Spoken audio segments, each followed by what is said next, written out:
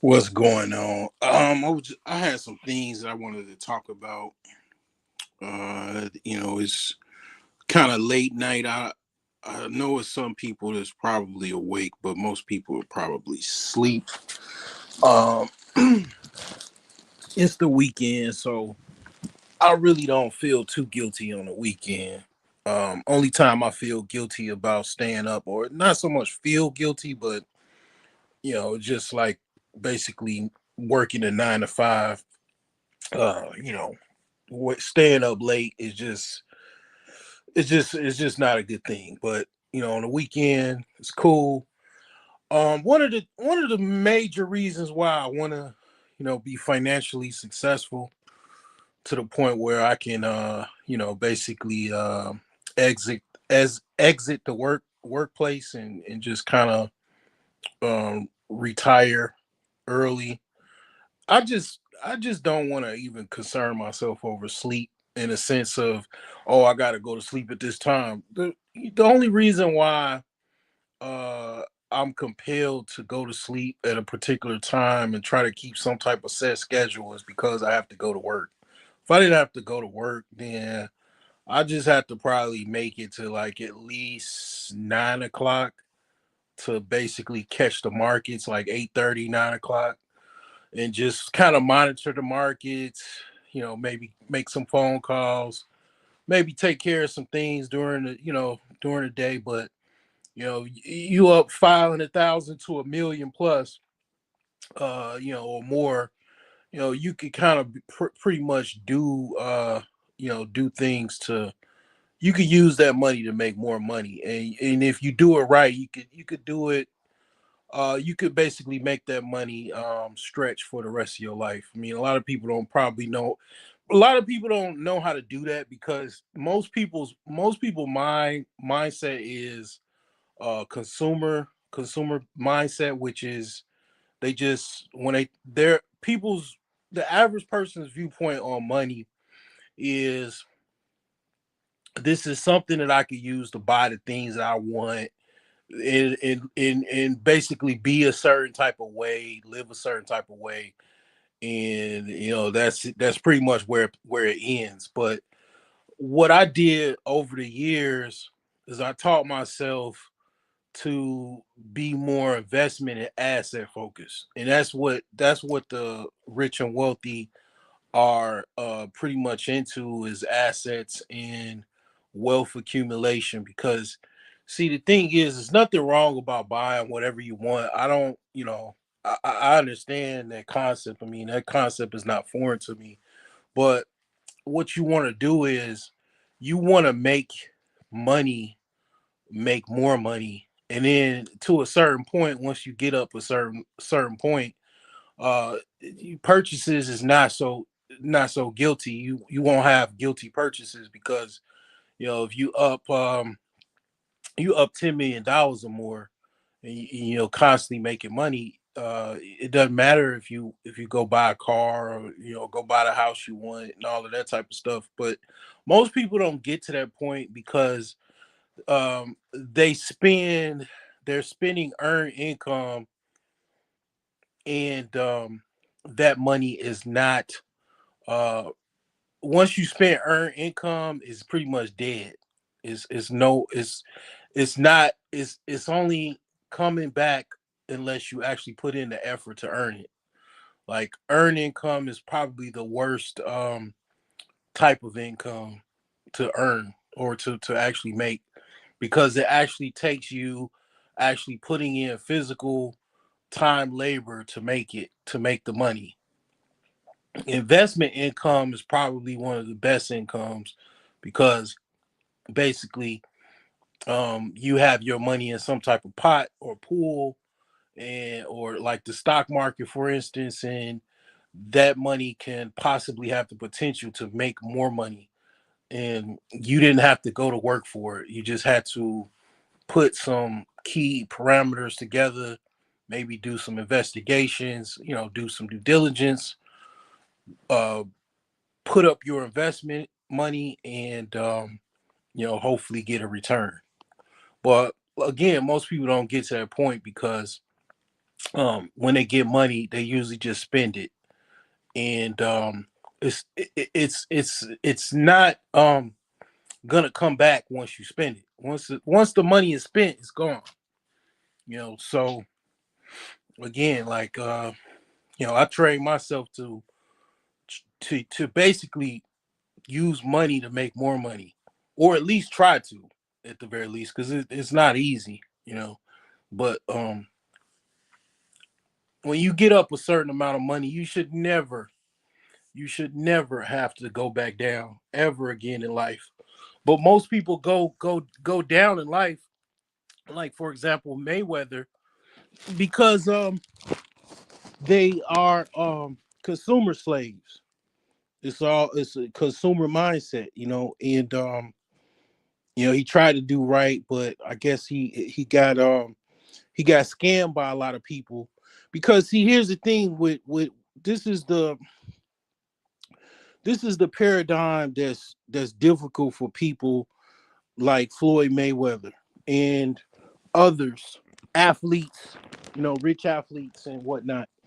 The problem is you don't have any financial understanding, so people with the financial understanding scam you because you don't know.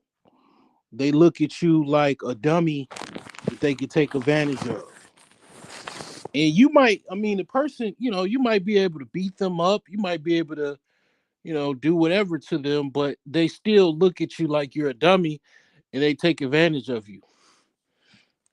And a lot of times, even if they get caught, they don't get a lengthy prison term. The prison term is like 2 years or definitely less than 5 years. If you notice, like the prison sentencing is like really like minuscule. Um, so yeah, I mean that's all of that is aside. But I did a video. I tried to do a video on the Asian boycott thing, and it failed because I didn't edit the video properly. But anyway, I'm gonna kind of clear my head with some different topics that I was thinking about. Uh, you know, um, basically, as far as the Asian boycott, I do think it's kind of like simple minded in the sense of lumping all Asians in a boycott. I don't know what the ethnic group that Mr. Child dude or the guy from South Carolina, what he was. I will say that Asians, just like any other group, um, well, different groups have different levels of hatred towards black people. Asians do hate black people. I mean, obviously, pretty much everybody hates black. Even black people hate black people. So when you talk about the hatred of black people, it's somewhat complicated because pretty much everybody hates everybody, but it's a different level of hate. I would say the most the people that I would have to say, if I had to talk about ethnic groups that hate black people the most, I would say as far as what I can see and just throughout, my short time on this earth, I would have to say Arabs and Indians are definitely top tier. You know, Indians and Arabs are probably the most, as far as the extremes that I've seen them do to, basically someone in their family that dates a black man or whatever. Even Indian guys that dated black men or had children with black men, I've seen some horrible consequences from that.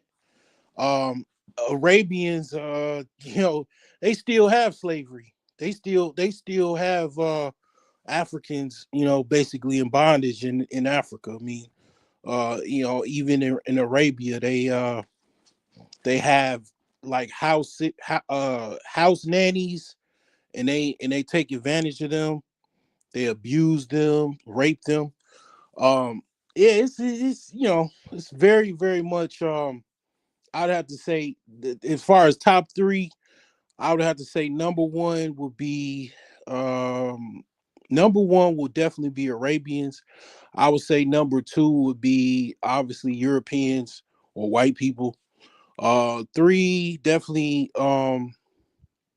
I just say I'd have to lump it all as Asians, but Indians are included in Asians. But the thing is, the way black folks think, like black folks don't think Indians are Asians.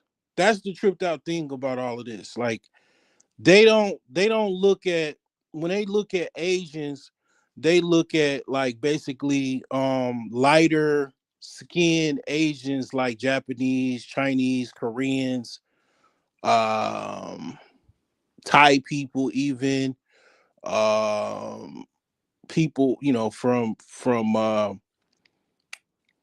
Indonesia, people from,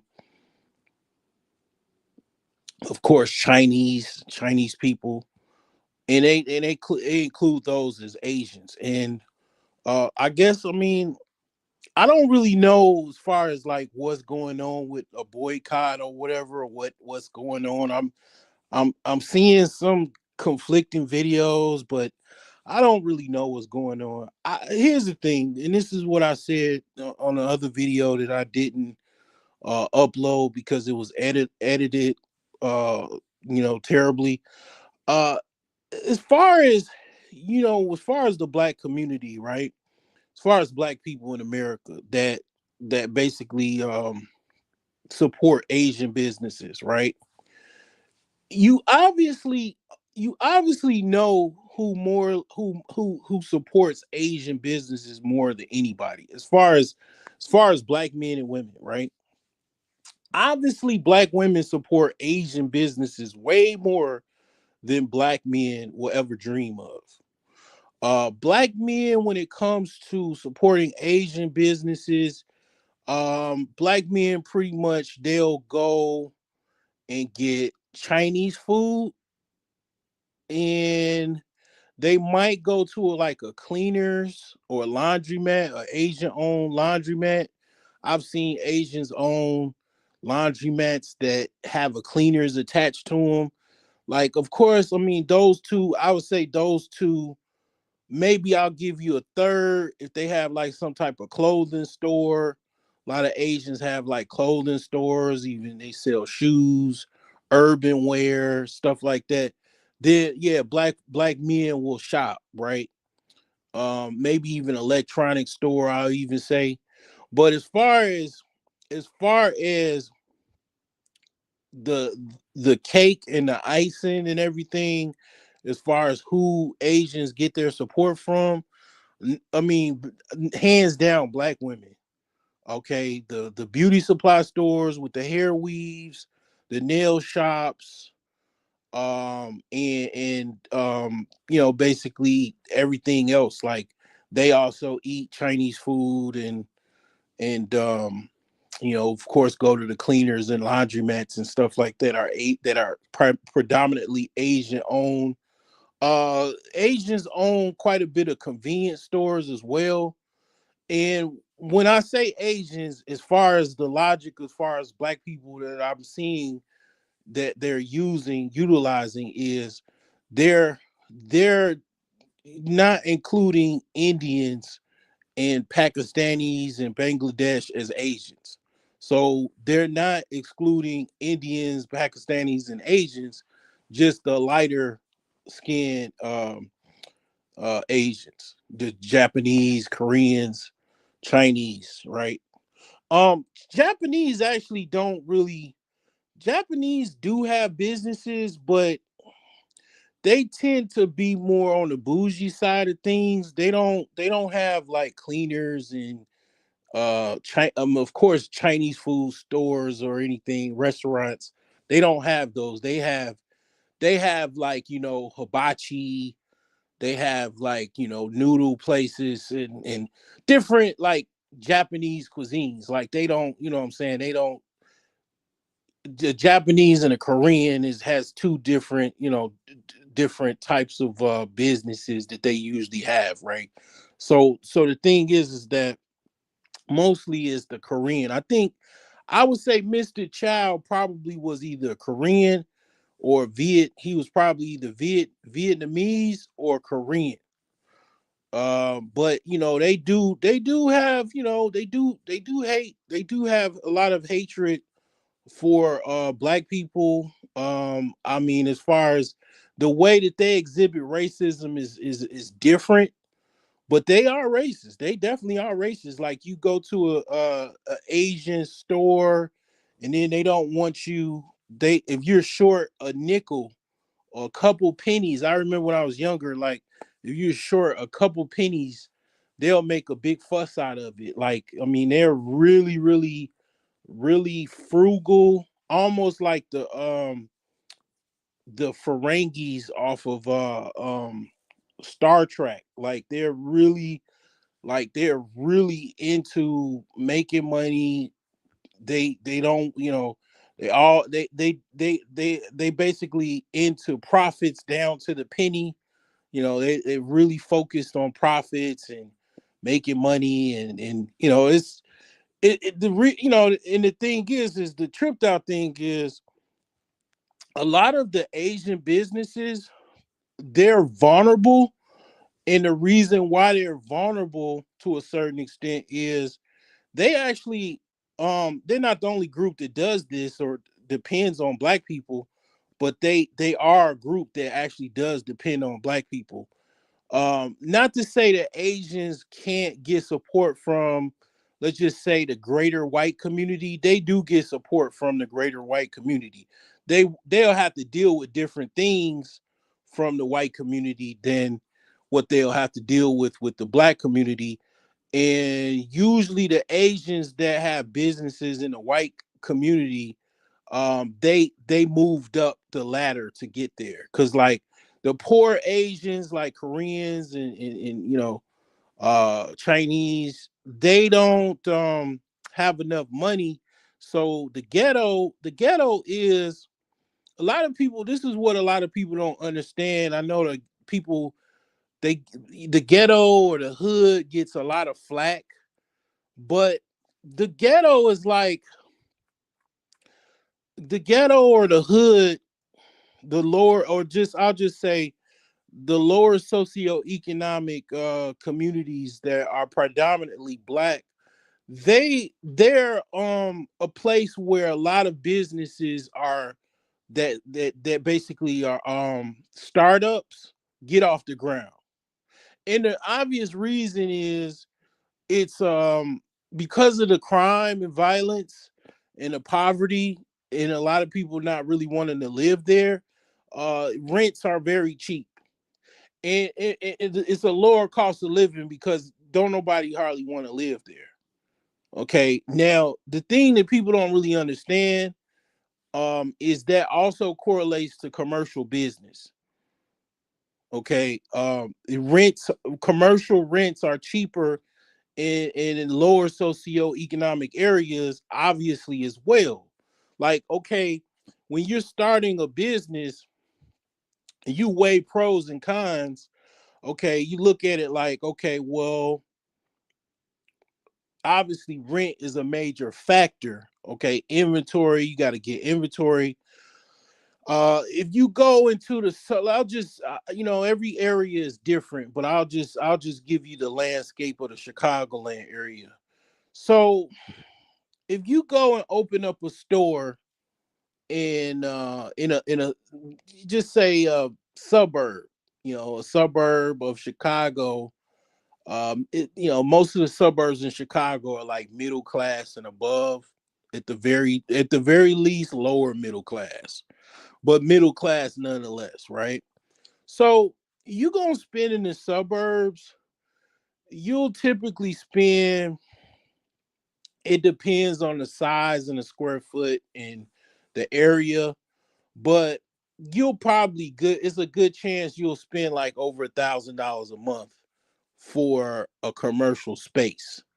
in let's just say a C grade and above, let's just say C grade middle class community, suburban community that's it's mixed. It's a mixed neighborhood. It's, you know, a mix of black and white, Asians, Hispanics. Yeah, you're gonna spend over $1,000 in rent. You won't have to deal with certain things. Of course, it's a caveat to that, but yeah, the rents are a lot more, as far as the cost of rent is higher in those middle class areas. But if you go in a lower socioeconomic area, you know, I was listening to Nick Fuentes. He called these places nigger hells.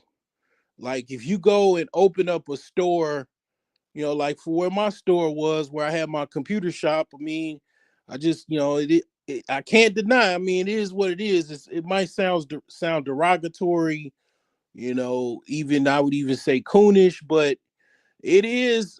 I I do understand the nigger hell concept. Like the nigger hell concept is a thing. Like, I mean, 79th, 79th between, I would even say from the lakefront all the way to Halsted and Ashland in Chicago is definitely nigger hell.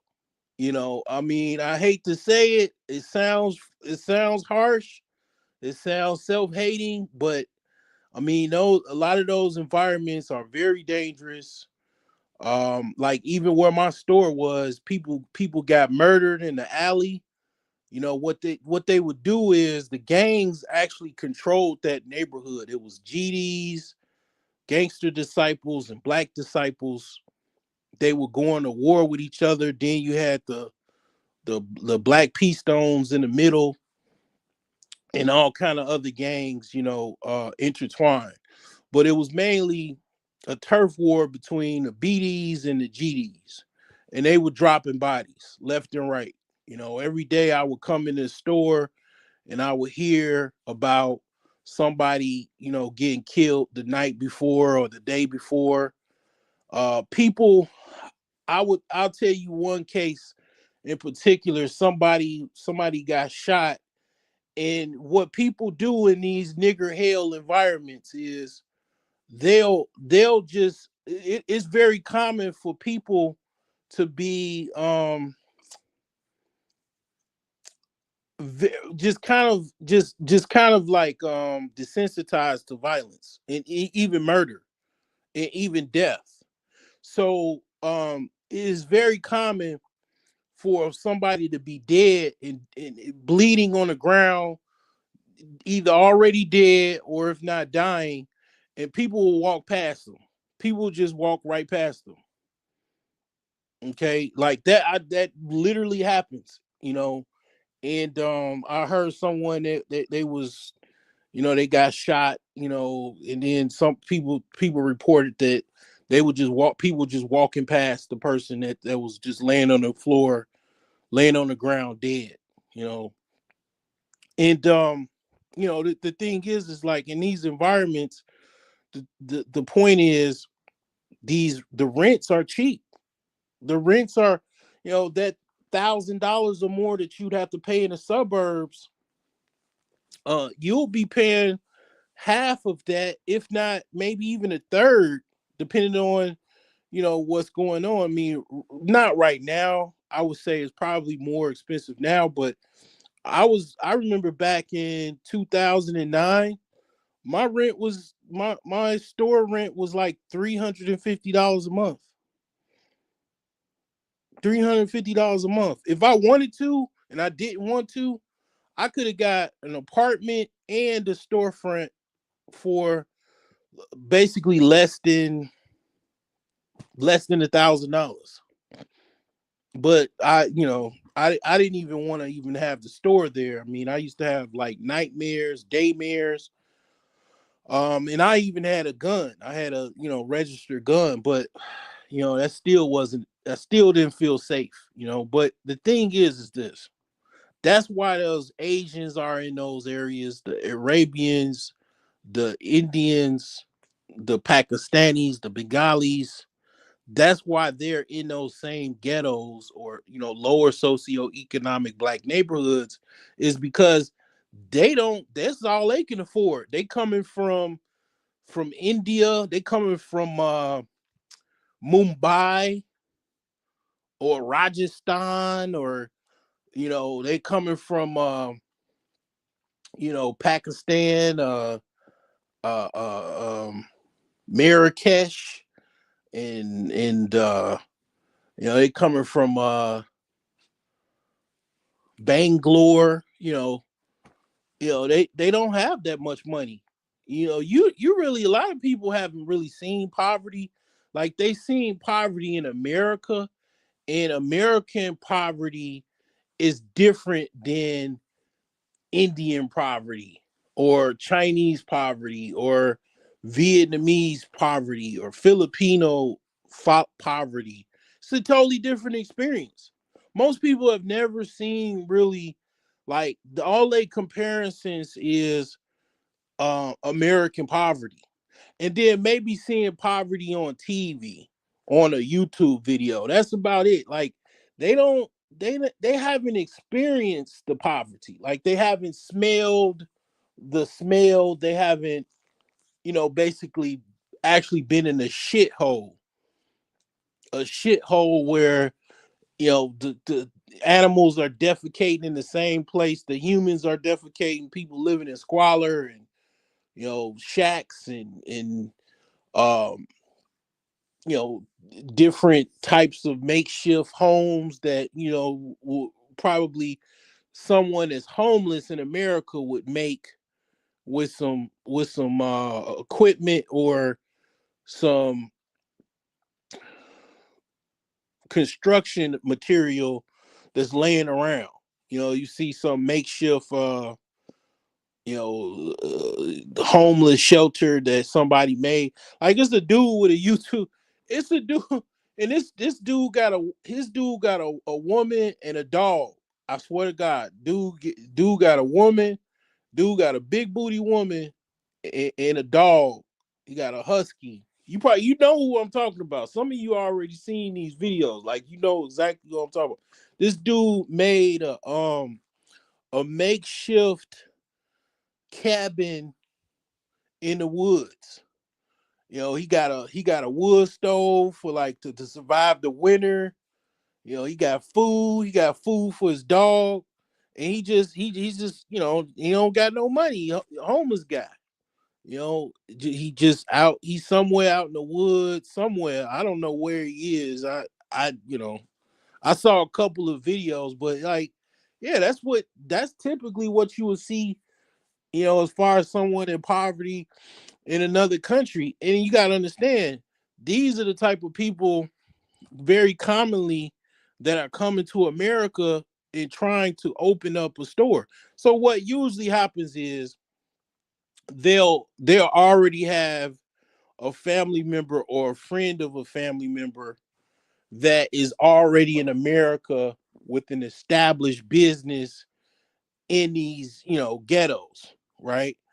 And they'll, basically migrate over to America, and they'll work for this family business, and then they'll get paid, and they'll save their money, and then they'll try to open up a store somewhere else, maybe a year or two, a couple years, several years, depending on how long it'll take for them to do it.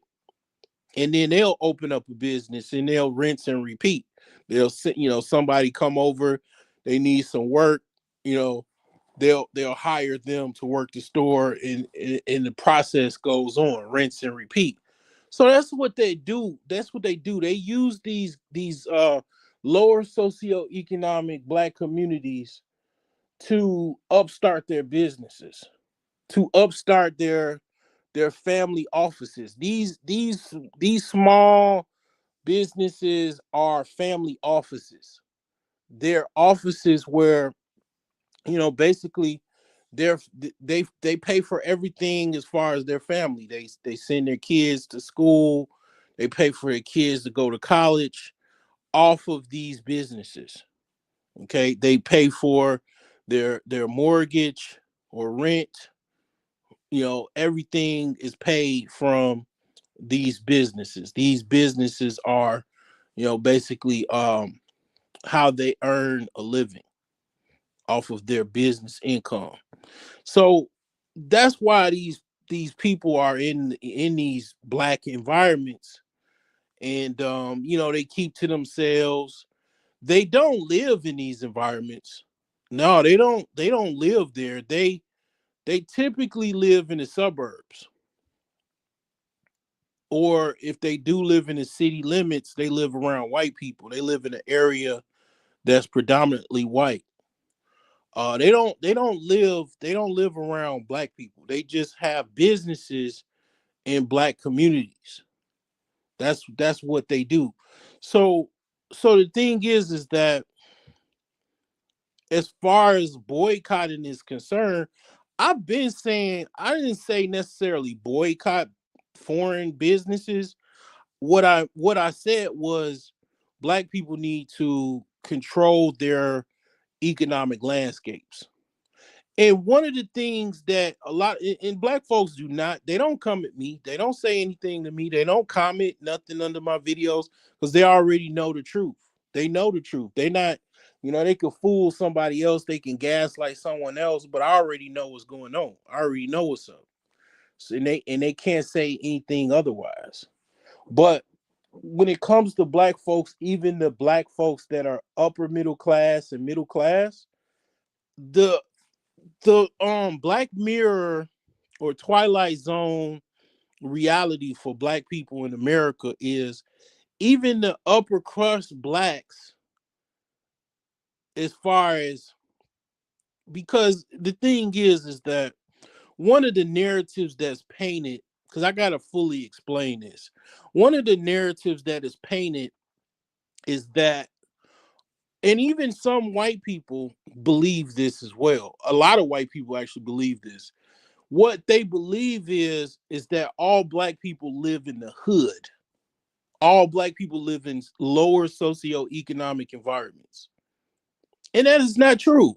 You're listening to someone that grew up in a black suburb, a black middle class suburb.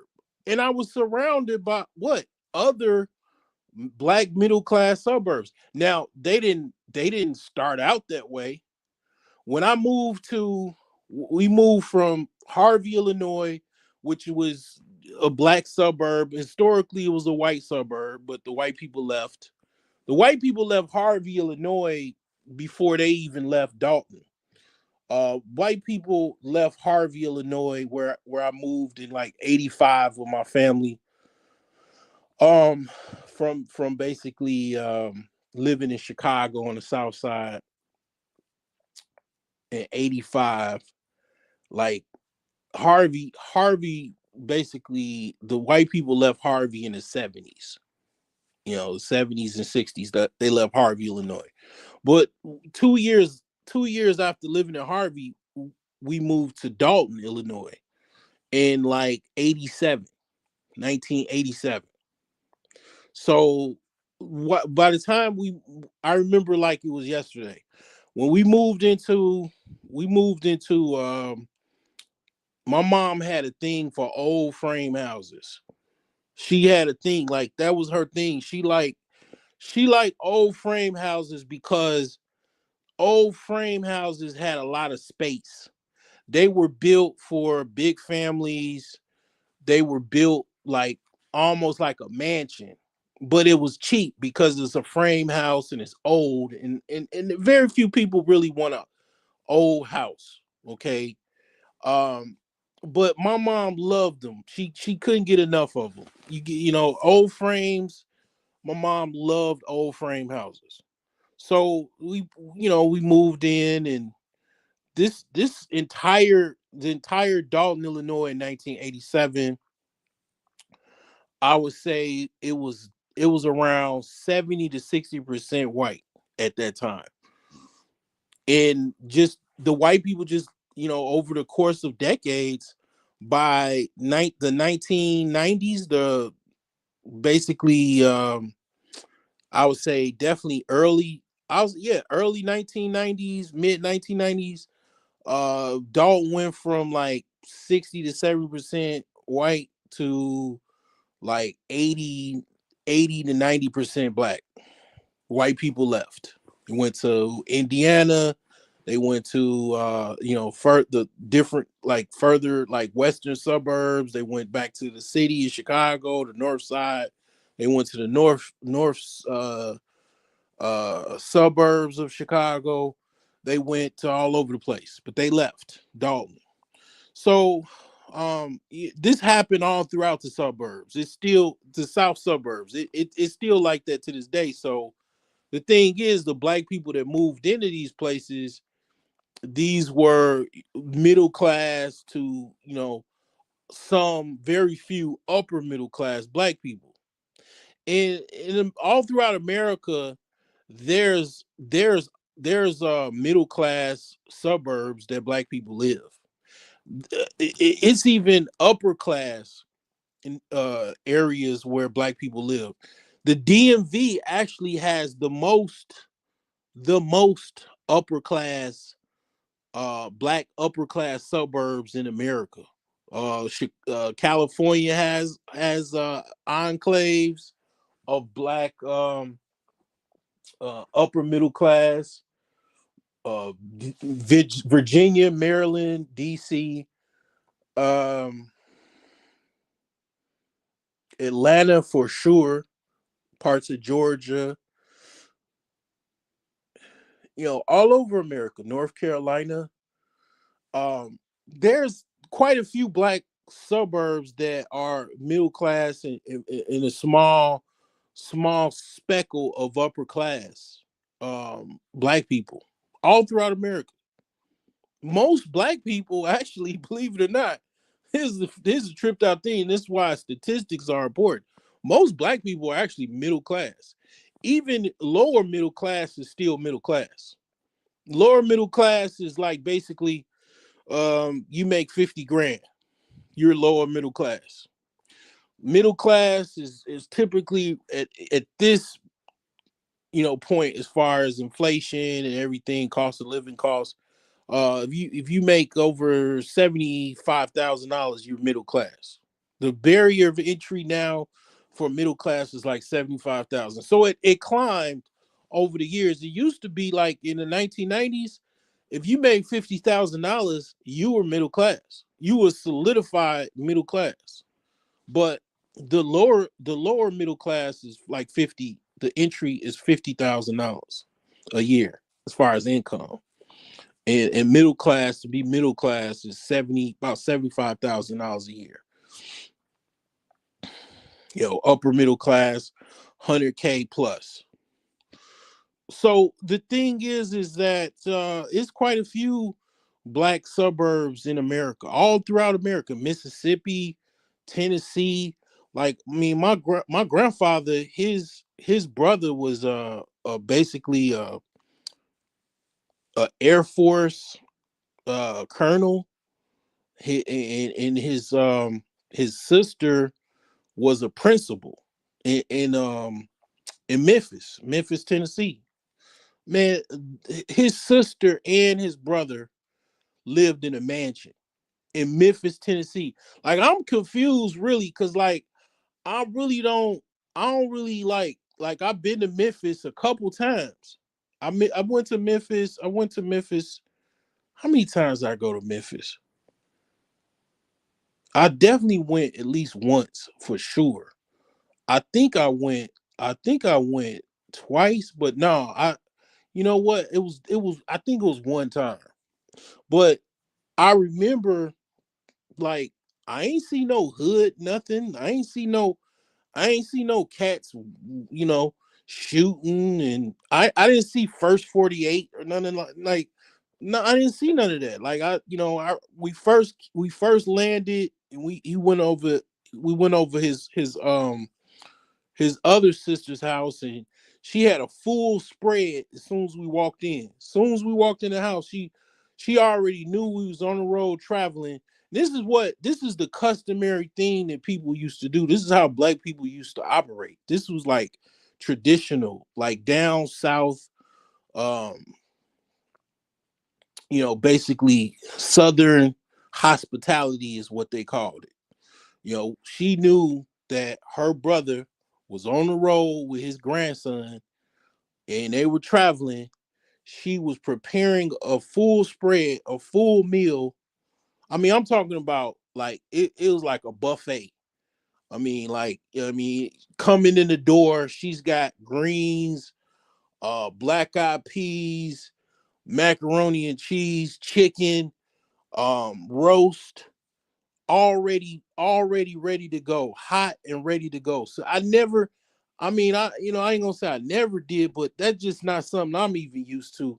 Walking in the door and the food is already prepared, already ready to go. Like, you expecting you coming in the door to basically a soul food buffet, at somebody's house. And it was just like, yeah, like it was just, the house was nice. And, it looked like maybe, Penny Hardaway was, living down the street or something. I don't know. But like she didn't live in a mansion. It was just a regular house. But then by the time we got to his other sister's house, that's where we spent the night. They lived in like, it looked like the same house that Fresh Prince of Bel Air lived in. I kid you not. Like her her husband basically was had a construction company. He basically built houses for a living. So of course, if you know how to build houses, of course you're gonna build yourself a damn mansion in a subdivision. And then even his sister, his daughter had one as well. Cause that's what he do. He build houses. You know. So like his brother that was a colonel, he had one. They lived in some place called Georgetown, in Memphis. It was basically all well-to-do people. Like it was like everybody there basically was like kind of upper middle class, upper class, And this was like 1996 or something like that. I was in high school. I was like a junior in high school. So the thing is like you gotta understand it's even more black people that's got money back, from the 1990s to now. So the narrative that's constantly pushed is like all black people are poor. And it's a sizable amount of black people that are financially in poverty and definitely financially struggling. But all black people are definitely not financially struggling. I mean, like, like that narrative is like it's really it's rooted to from slavery, obviously Jim Crow, segregation era type stuff. Like um black people, I'm not gonna like gaslight you and say black people are just balling out of control and just making all kind of money and just no, that's not what I'm saying. I'm just saying there are some of us that are basically middle class and above. Is on average most black people are at the very least middle class. A lot of people don't know this shit. Like on average, I'm saying like 50, uh, close to 50, if not 50% of black people are at least middle class, even if it's lower middle class. Because especially, see, here's the thing. This is why I constantly talk about relationships. Because if you have two households in one, that means if you as a man making 50,000 and your wife makes 75, y'all have over $100,000 of combined income. You're by you by yourself would be basically lower middle class or whatever, or if not working class, but you combine with your wife or whatever, your woman, because I'm not necessarily saying that you got to be married, but your combined income is over six figures now because you decided to, basically you guys live together and commune together. You're now, so by yourself you're poor, but together you're upper middle class.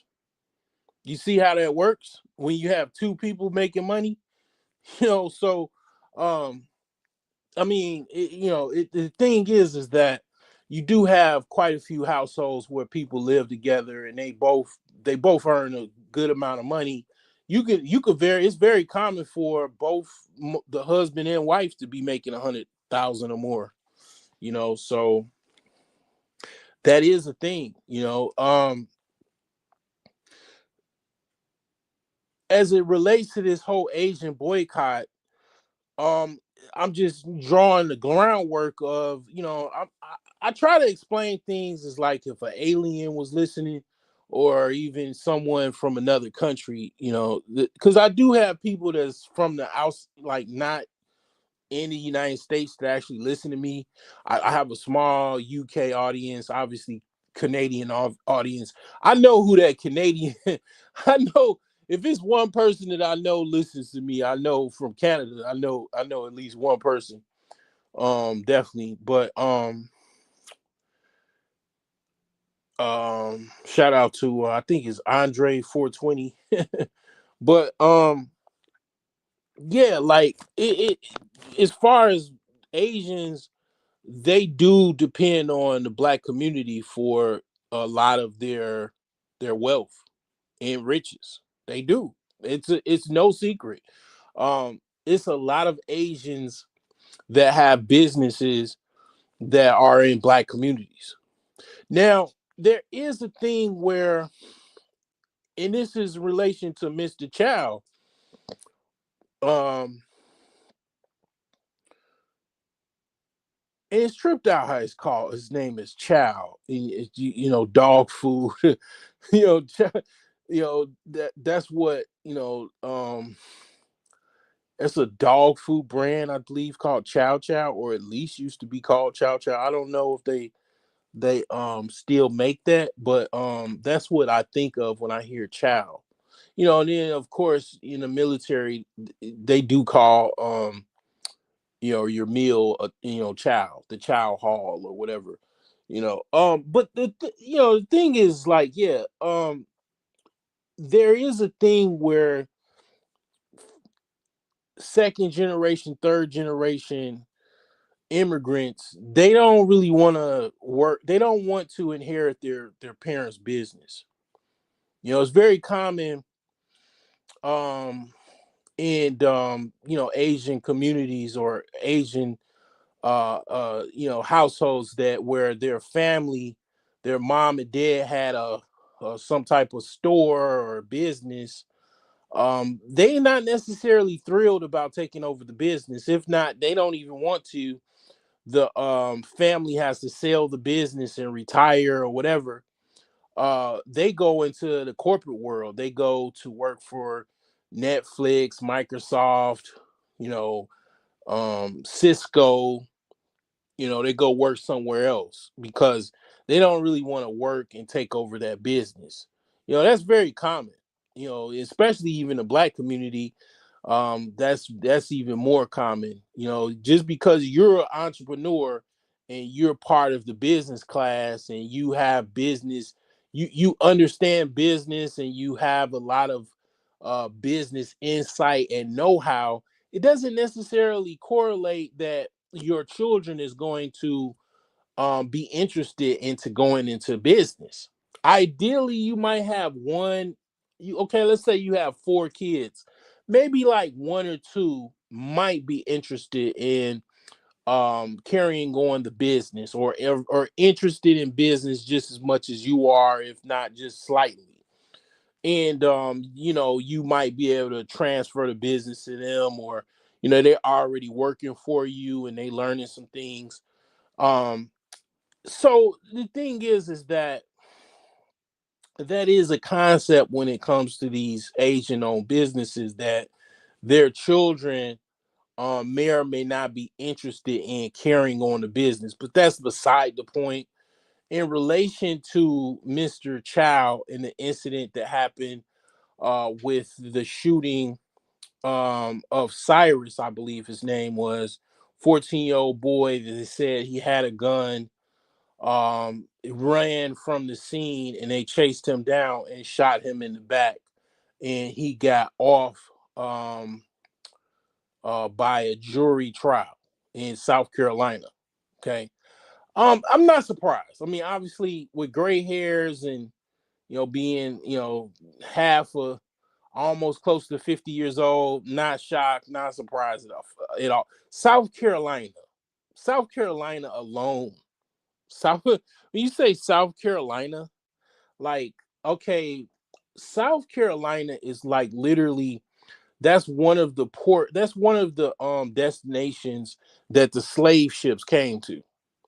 It was quite like South Carolina embarked so many so it was so many slave ships that embarked on South Carolina. I mean, like, just as much, if not more, than Virginia.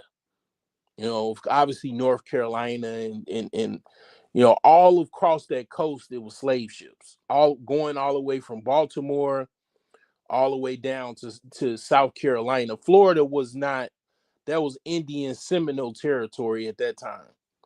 That was a hostile environment. They didn't get into Florida until the late 1800s. They had a lot of wars with the Seminoles, a lot of escaped slaves. They joined the Seminoles and they fought basically the US military at that time. Um and the thing is, South Carolina, which is slightly above Florida, it yeah, it the long slave Gullah Geechee tradition, black slave tradition, and racism, Jim Crow, all of that, in South Carolina. Um, that area is very, very, very racist. I'm almost certain of it. I mean, I think that's the same place where, if my memory doesn't serve me correctly, the guy that was running from the police because he had a bench warrant for a child support order, and he was running from the police, and it just so happened this was before the whole dash cam push. There was somebody filming it, because, see, here's the thing. This is the trip. This is the gift and the curse. This is the gift of technology, and everybody having a smartphone. What was happening was basically primarily white folks in authority. They were basically getting away with murder. I mean, that dude just so happened to be in that area at that time, and he saw the police, running after this guy, and he just pulled out his phone. I mean, this was during the time, World Star was, going and everything. People were, they had cell phones in their pocket with cameras, with, connected to the internet. They had smartphones, and the guy pulled out his phone, and the police literally shot the dude in the back. You could see him running through, look like some type of yard, or forest area or whatever, open area. And yeah, point blank, the police officer just stopped, pulled his gun, and shot the dude in the back. Now, this is an old thing. This concept of getting shot in the back because the guy, the black man is running away from the police. That's an old concept. It's something that goes far back as slavery times and all of that. Like, the thing is that a lot of white men, um they don't want to run. They get tired from running. So shooting you in the back is like almost like you're a deer and 5 point buck or something. They just pull a gun out and shoot you in the back. That way they don't have to, they catch you without them having to run, because they can't. A lot of time they can't. They just out of shape. They can't. They can't run. I mean, black people have. I'll just say it. I don't have to beat around the bush or anything. Black people are known for their athletic prowess. That's no like dig, or there's no like it is what it is. Like, black people have muscle fibers and muscle twitch abilities and capabilities, athletic abilities that are basically world renowned. Like, it just is what it is. It's just certain gifts and abilities, certain things that black people have as far as things, and is known for. But typically, police do have it's a well-known fact. A lot of police officers do not like running. They're not good. Like, all police officers are not good at running after criminals. They're not good at it. It's like a very small percentage of cops that are probably good runners. They might ran track, or they ex-military and they keep in shape or whatever. A lot of cops are kind of similar to athletes, or they should be. Like, most cops, they have to, the good ones, they keep working out, and they have some type of serious workout regimen where, and then even at the police stations, a lot of the police stations have gyms, just so the cops, I mean, they have gyms, and also shooting ranges, so the cops can basically be better marksmen, and they can keep in shape. And so the thing is you do have quite a few cops that are just slackers, and they just don't really like working out. You just want to go home, drink a beer, eat, have donuts, drink coffee, have a meal, and then just live their life. They don't really want to work out. They don't want to lift or anything like that. They just want to go do their job and go home. So they just kind of just get fat, out of shape, and then they can't run and chase nobody. So, like, yeah, that dude caught that dude, pulled out the gun and shot the dude in the back. You know, if that guy was not there, he would have probably most likely got away with it. And I think he went to jail. Like, I think he went to jail. I don't know how long, but yeah, Mr. Child, he got off. And I mean, they boycotted a couple, because he was a successful business owner. He was a successful entrepreneur. He had a gas station, which a gas station, a lot of people don't know. Like, gas stations are expensive. Like, gas stations are probably one of the most expensive businesses that you can actually get into. Like, literally, gas stations are like advanced businesses. Like, usually people from like, just say, a foreign country, they gonna open up a little convenience store first, and then if they're successful at that, they might open up a small restaurant. If they even more, and then keep in mind, they gonna keep these businesses going.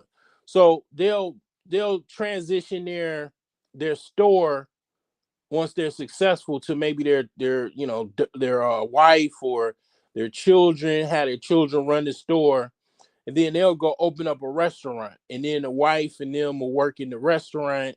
Then the restaurant's successful and they still making money from their store, they'll open up. They got, like, maybe a $500,000 or $100,000 by that time. They'll work on their credit, and then they'll go get a loan or a business loan to basically buy, or most likely buy, a gas station. And a gas station can be it could be basically about a $500,000, if not commonly $1 million or more, multiple millions of dollars, as far as depending on the location and size. So the gas station, roughly speaking, is at least a $500,000, if not commonly $1 million or more, as far as the business. I just can't make, you just got to understand, because a lot of people don't understand, these concepts. They don't know what these businesses cost. They don't know the costs involved with this, and it just goes to show how much money these people actually have. Because it's like, if you running from, if you got to think about it. Not only did he have this gas station that he owned, he also had a chicken, like he had a fried chicken restaurant, not too far from the gas station. And actually, the people that boycotted the gas station, which he ultimately sold to another entrepreneur, that gas station is no longer owned by him.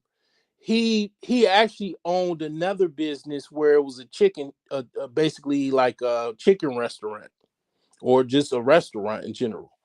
And they had found out he owned that one, because they was like kind of under the radar, and they was still managing this restaurant. So now the restaurant, they have to sell that or go out of business with that restaurant, because they start basically boycotting that restaurant, and like standing in front of it, making sure nobody go in and out of it. So like the thing is like, he had money. You don't open up a restaurant, which restaurants are also expensive, not as expensive as gas stations, but a restaurant, to basically, because with a restaurant you have a lot of costs. You have to build out a restaurant. You can't just go open up a store and then it just, you got a restaurant. Restaurant has to be built. You have to build out a restaurant, and the cost involved with that is quite costly. You have to have refrigerators, fryers, and all the equipment that you need to run a restaurant, exhausts and all. It's very, very common that even today it's even more, because everything is so expensive. It is very common for you to be out 50,000, if not 100,000 or more, to start a small restaurant. And it just all depends on what's needed, the build out costs, and equipment that you get if you buy new or used. So those big silver refrigerators, commercial refrigerators, brand new, those are like $20,000 a piece. If you get them used from like excuse me, restaurant equipment, you might be able to get one for like 10 or 15. They're expensive. And the thing is that's just one refrigerator or freezer. You might need two of them. So it's all, restaurants are expensive. So to say all of that, to say this guy chasing this 14-year-old boy, with a water, that basically allegedly stole a water bottle, which a water bottle is basically it basically a jug of water is basically free for the business owner. And I know you like, damn, broke jeans, this is dumb, this retarded, low IQ motherfucker. What you talking about is free? Hear me out. So if you go and buy, let's just say you go to Walmart and you go buy a case of water, and a case of 24 water bottles. That's gonna cost you probably about, let's just say, $5 or $6. Keep in mind you have 24 waters.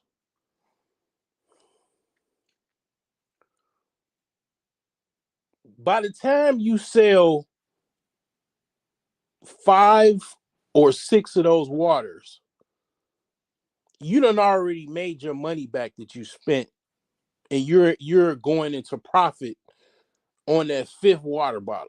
Because you gotta understand, a water bottle gun, it's gonna be like a buck 25. You know, a water bottle be about $1.25. All right, plus tax. You sold five, you've already made your money back. You got 19 more, and that's all profit. That water case, that 24 pack should net you,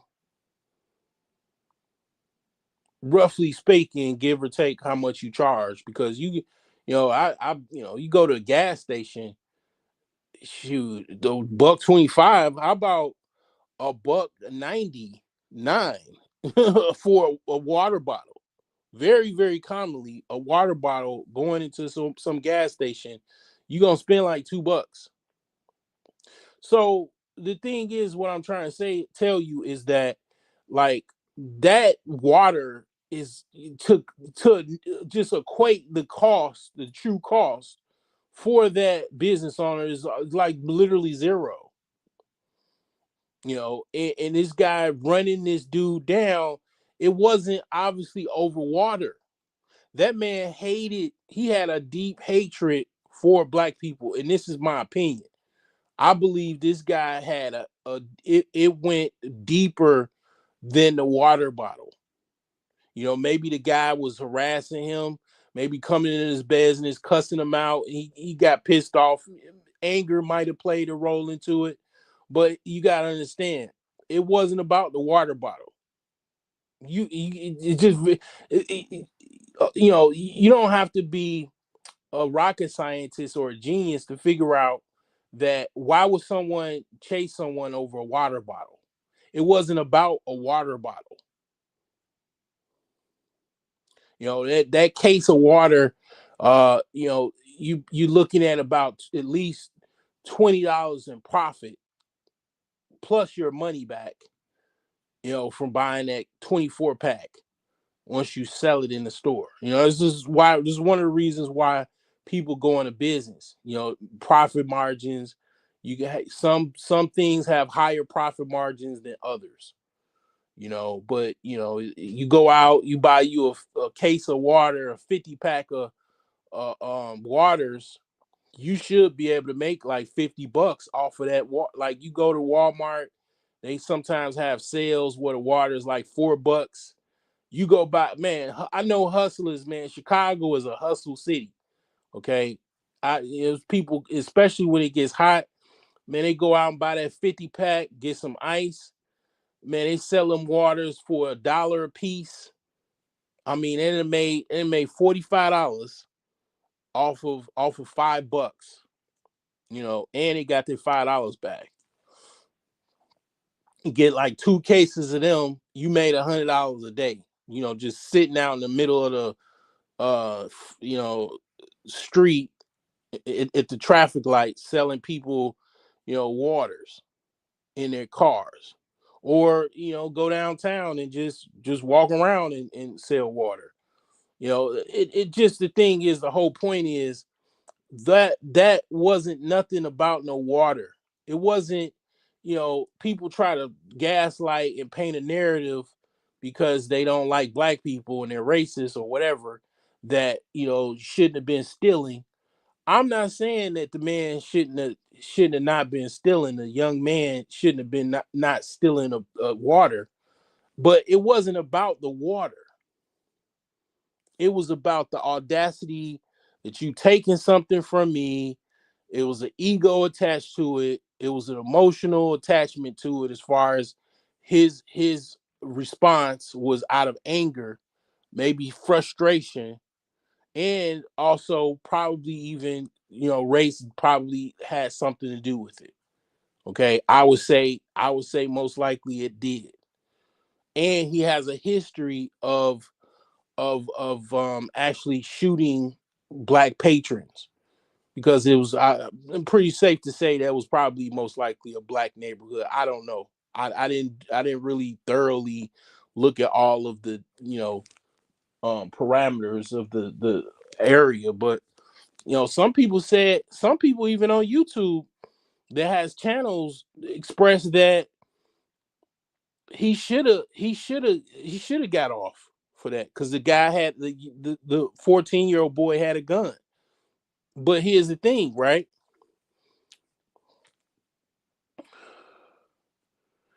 One of the black pills that black people understand a long time ago, especially older blacks, they know that black people, even in 2026, are treated as second class citizens.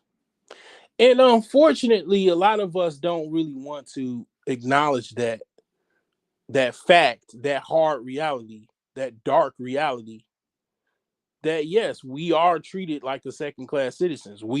You, every black person knows, and even if your parents probably told you this, that little white Johnny can do X, Y, and Z. You can't do that because if you do X, Y, and Z, you won't get the same outcome as white Johnny. This has been told.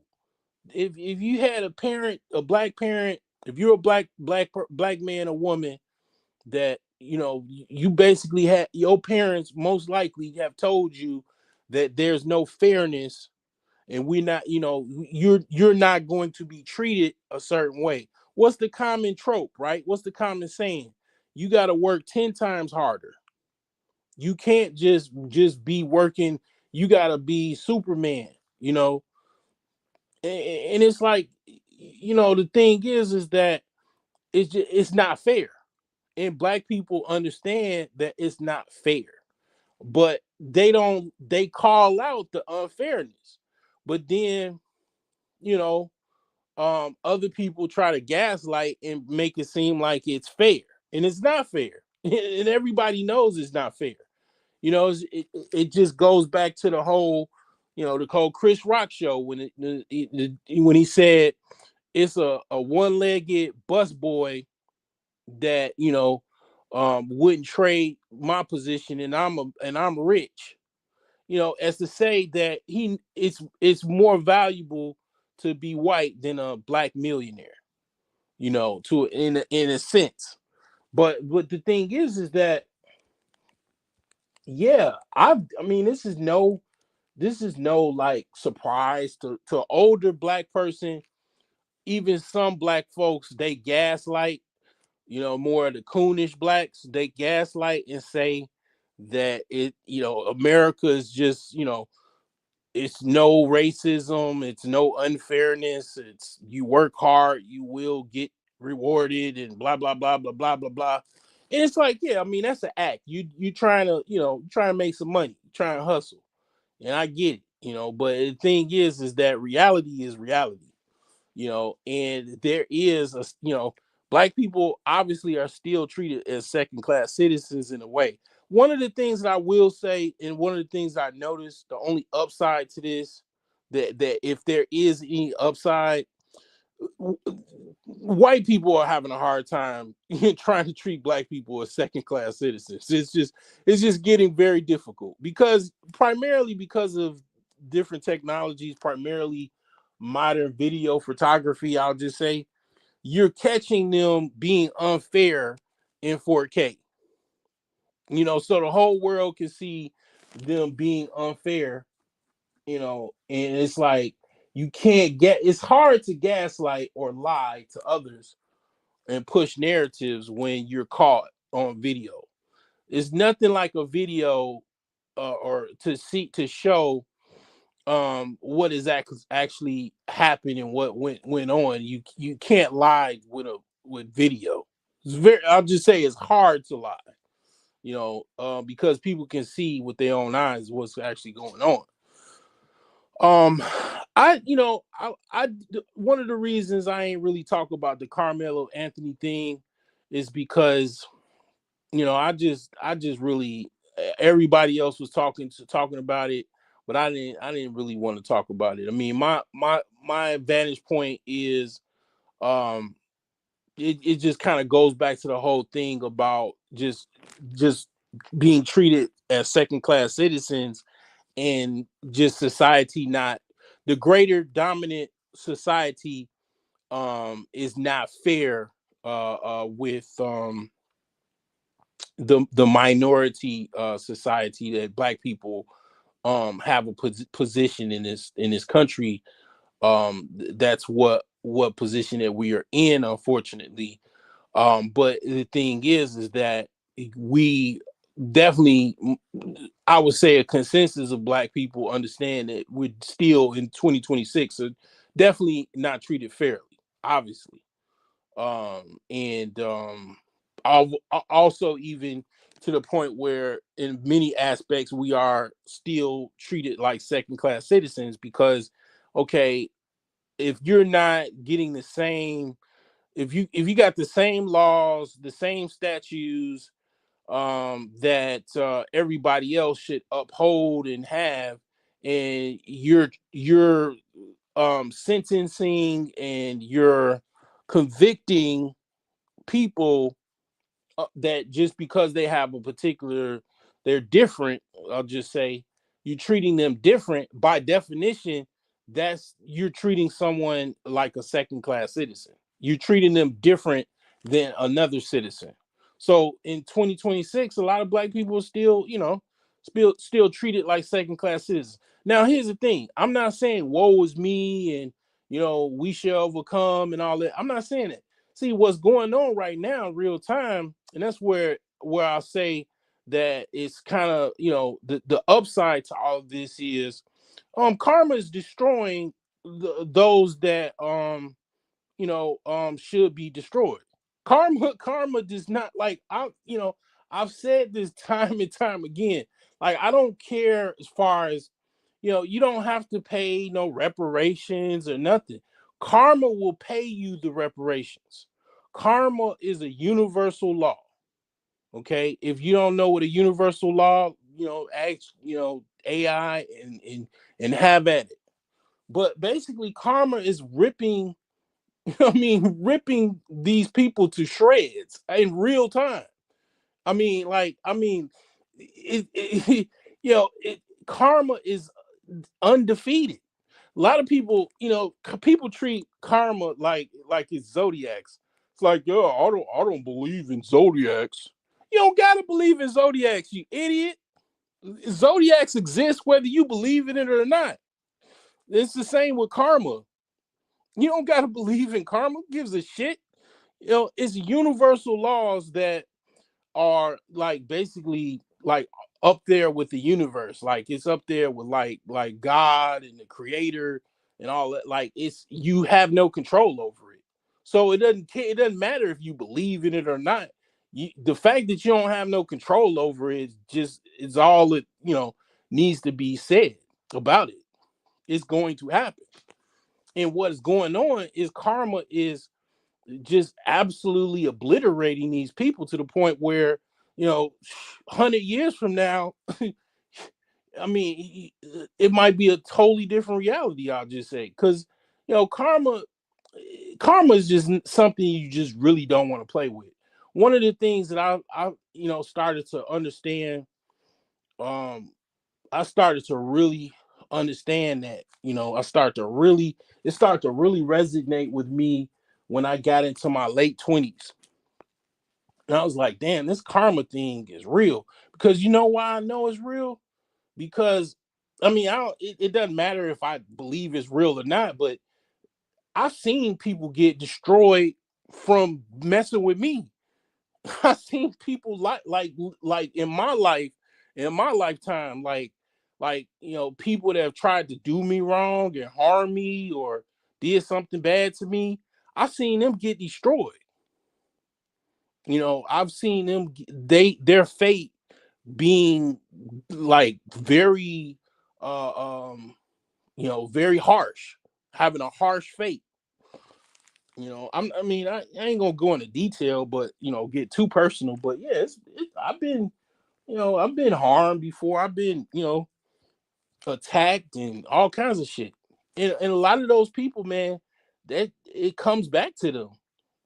In if they say, if it don't come back to you in this lifetime, it'll come back in your offspring's lifetime.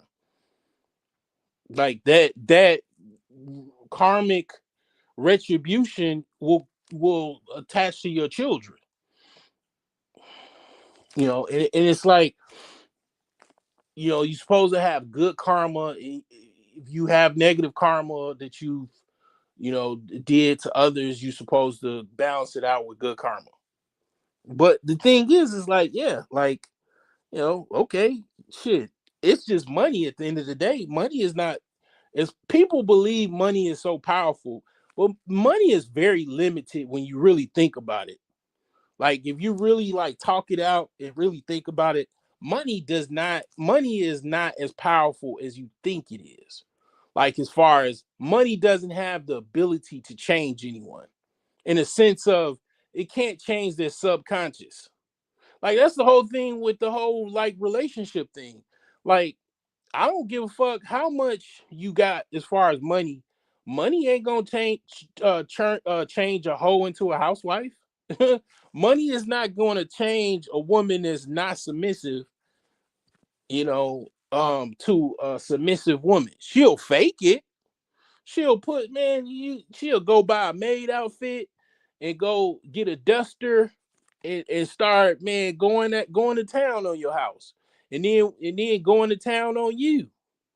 But after a while, as the dust settles, she's gonna be the person that she's gonna be. A loudmouth, argumentative imbecile. And you can't, and money can't control that shit. It might mask it for as long as she can until that demon just comes up out of her, and then she's gonna be herself. She's gonna show you her true colors. You know what I'm saying? Like, money ain't gonna change that. It can't change who people are, who they, and that's the thing. Like, people be so fake.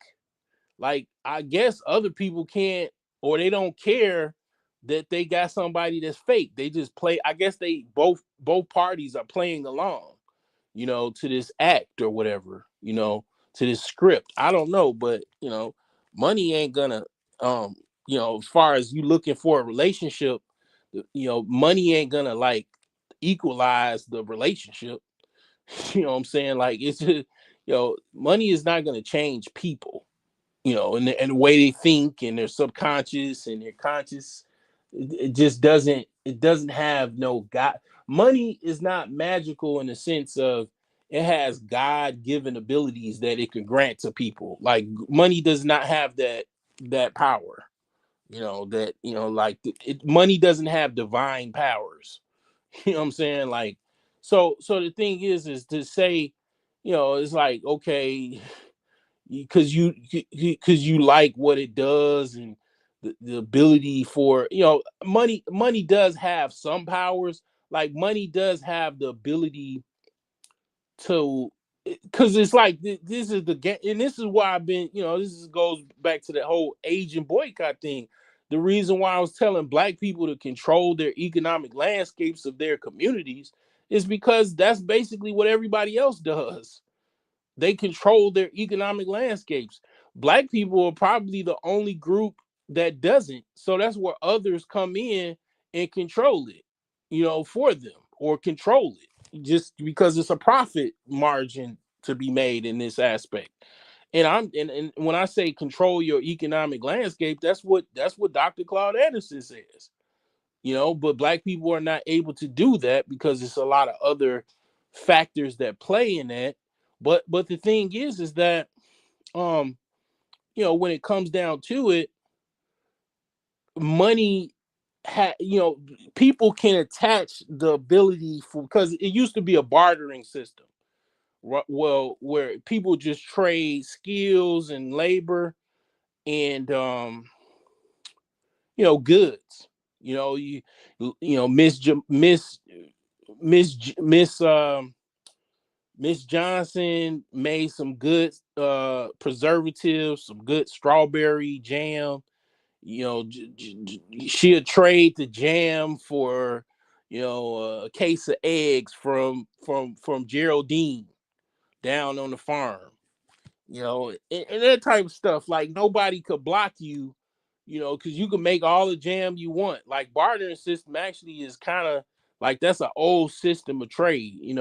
But like, basically, when you got money, when money currency or just let's just say just the currency system as we know it. Well, if others don't like you, they can use that system to like basically cut the spigots or trim the spigots. Like, oh, we're gonna only give a selected few some money. Oh, okay, and then we're gonna hoard all of the money, and then you looking like, damn. I mean, flies and shit flying around, pockets is busted, dusty, and it's like because people control it and they hoard it and they play a system of, you know, I will control our money, but we won't let you control, or we'll try to manipulate you or psyop you to death or propagandize you to death to not control money, or even learn anything about it or whatever. Then we'll have all the money and you'll have none.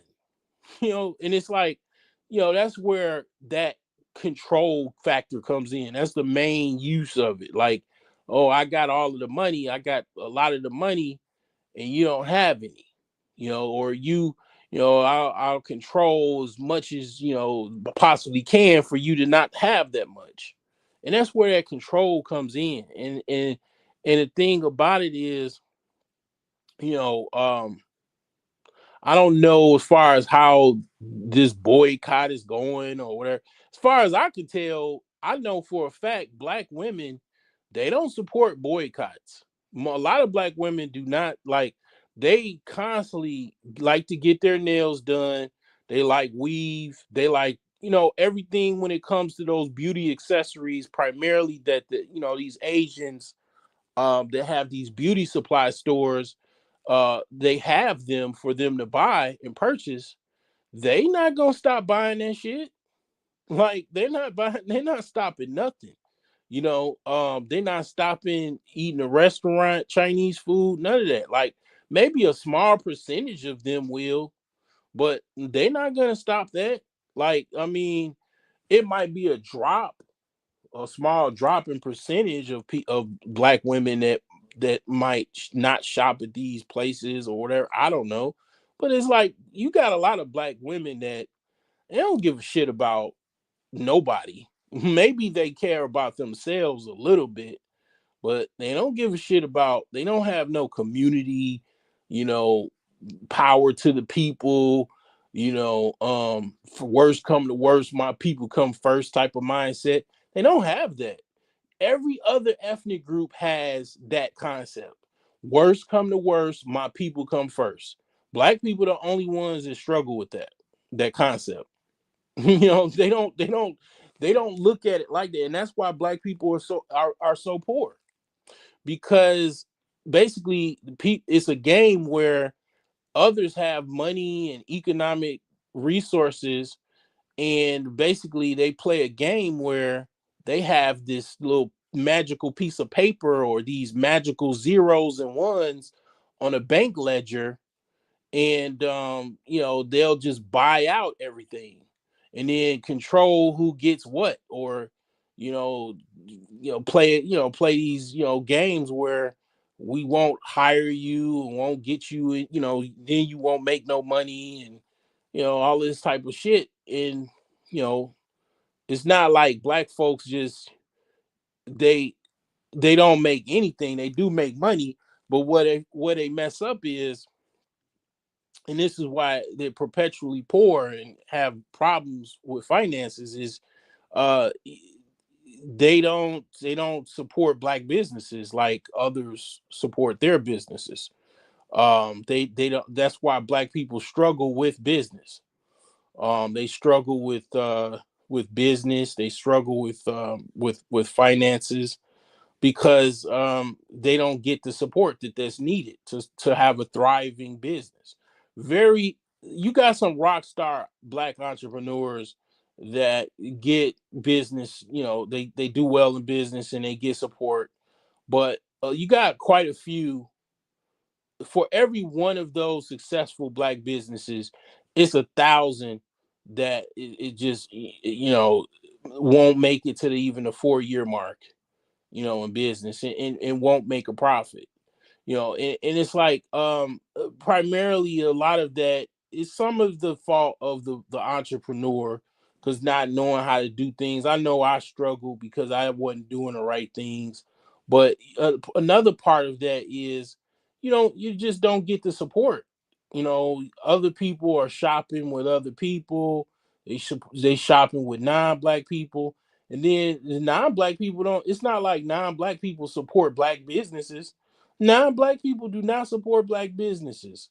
Like it's a trade deficit. Like like when Trump first came in office and the second time he was office, he was trying to attack the trade deficit because other countries were basically importing more than the United States was exporting to them, and it's still like that.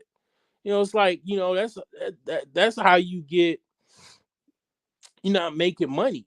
Because if you're a buyer, the seller is going to make money off of you every time, because they're not buying anything from you, but you're buying everything from them.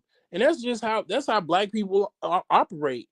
Black people operate at a trade deficit, at a business deficit. Like they spend more with other non-black business owners than they do their own black business owners, and wonder why so much poverty and crime and everything in the hood, because it's like basically like a trade deficit.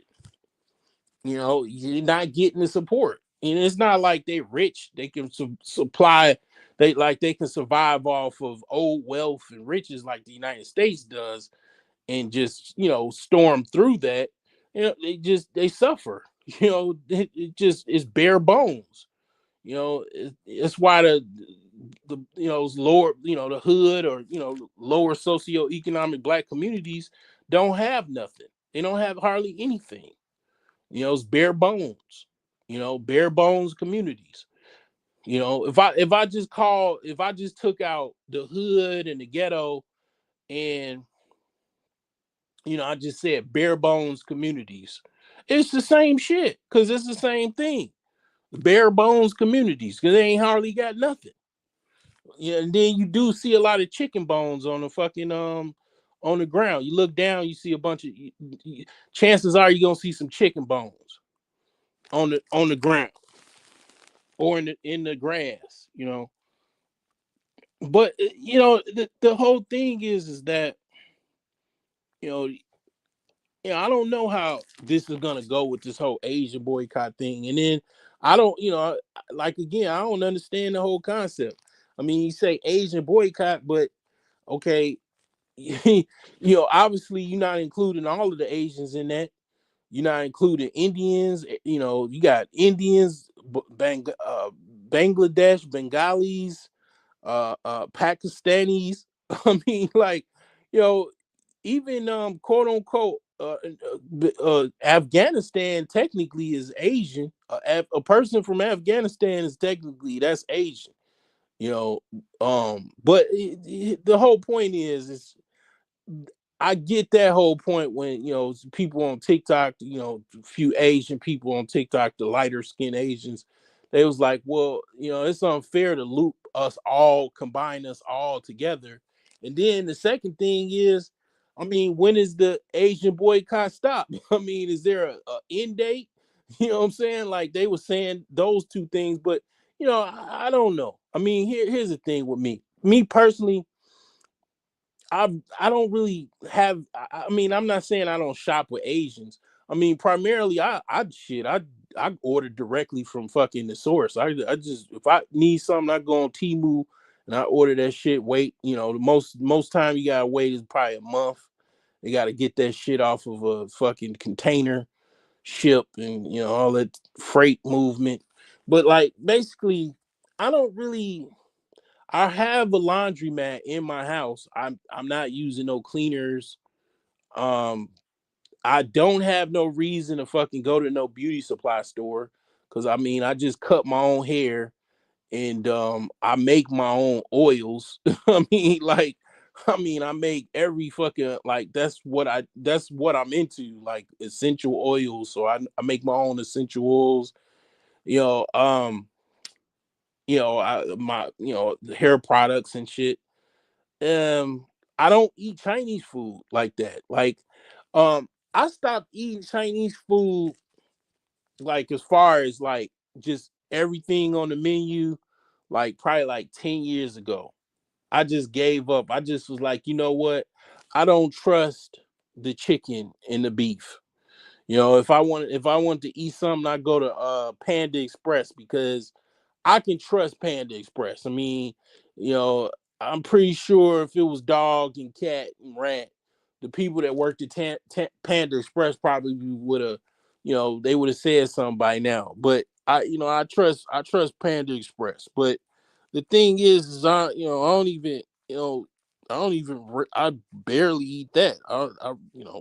It's not like I eat Panda Express every day. But the thing is, like, if I did order from Chinese restaurants, it was always shrimp because you can't fake shrimp. Shrimp is shrimp. Like, I mean, most likely the shrimp is shrimping. It's not like that chicken. That shit it just doesn't taste. It tastes funny. Like if you really like notice how that chicken tastes, like that thin ass chicken they be serving, like it really, it kind of tastes a little funny. And the beef, same thing. The beef all thin, kind of tastes funny. Like it, if you really think about it, that chicken ain't really. A lot of that chicken don't even taste like chicken. Like if you really think about it, and that beef don't taste like beef. If you really think about it, like that little soft ass thin beef little stripes and shit they be serving. Like I just don't trust. Like, and they got caught with cats and dogs in their freezer. I mean, like they've gotten caught with that. I don't. I just. It's a trust factor. It's not anything but that. So I don't fuck with them restaurants. So you can, I mean, it's not like most of the concentrated Asian businesses is typically, as far as the Koreans and the Chinese, because that's pretty much what Mr. Chow was. They have niche businesses. They do have different businesses, but mainly, like I said, cleaners, beauty supply stores, Asian nail salons, and beauty supply stores, Chinese restaurants, and cleaners and laundromats. And it's like, I don't go to none of them like that. Like, I swear to God, like I don't. A lot of men don't, because you could pretty much say, like, most men, they probably go to the cleaners. They might get Chinese food. Other than that, they not going to no nail salons. You know what I'm saying? The only dude I know probably go to the nail salon is my fucking team's quarterback, fucking Caleb Wilson ass. He going to go get his motherfucking, his full set. But other than that, like, man, ain't going to no beauty supply stores like that either. Ain't going in there. Like, so the thing is, like, I just, I don't necessarily know. I mean, that's just, that's what they own. But moving along, I wanted to talk about dating in 2026. Um, it seems like this thing is reaching full throttle. Like, I said before, like the whole gender war, like that was just online, but it seems like the gender war is offline too. Like, if you notice, the gender war is also offline. I've noticed this for a few years now. This whole gender war thing is kind of creeping offline. It's over the years have crept offline. It's very common for you, if you ask someone, they probably know who Kevin Samuels was. Like, I remember my sister knew who Kevin Samuels was. Like, and it's like, I knew Kevin before he was famous. Like, I knew, he was in the same circles I was in. And it's like online, right? But the thing is like, yeah, like for your sister to know somebody just through the same, like just from just YouTube, because commonly people wouldn't know who somebody was unless they reached a certain level of like fame. Like YouTube, you just, you just a regular YouTuber, probably nobody really ain't gonna know who you are. But if you like a famous YouTuber, like people, like you become a household name, and the thing is like, yeah, this whole gender war thing is kind of messing up the dating scene. It was no gender war in the 1990s, as far as I know of. Like it was no gender war beef. Like men and women didn't have no beef with each other. We were going out, we were listening to music, and and going to sleep with each other. You know what I'm saying? Like that was what was going on. Like it wasn't no gender war, but apparently, I mean, this is what it is. I mean, what it is people's response to environments. It's people are animals, and their response to the environment is just like any other living creature. If the environment gets hostile, the people get hostile with it. That's what's going on. Like, I kid you not. Like it's that like literally that's what's going on. This environment is very, very hostile.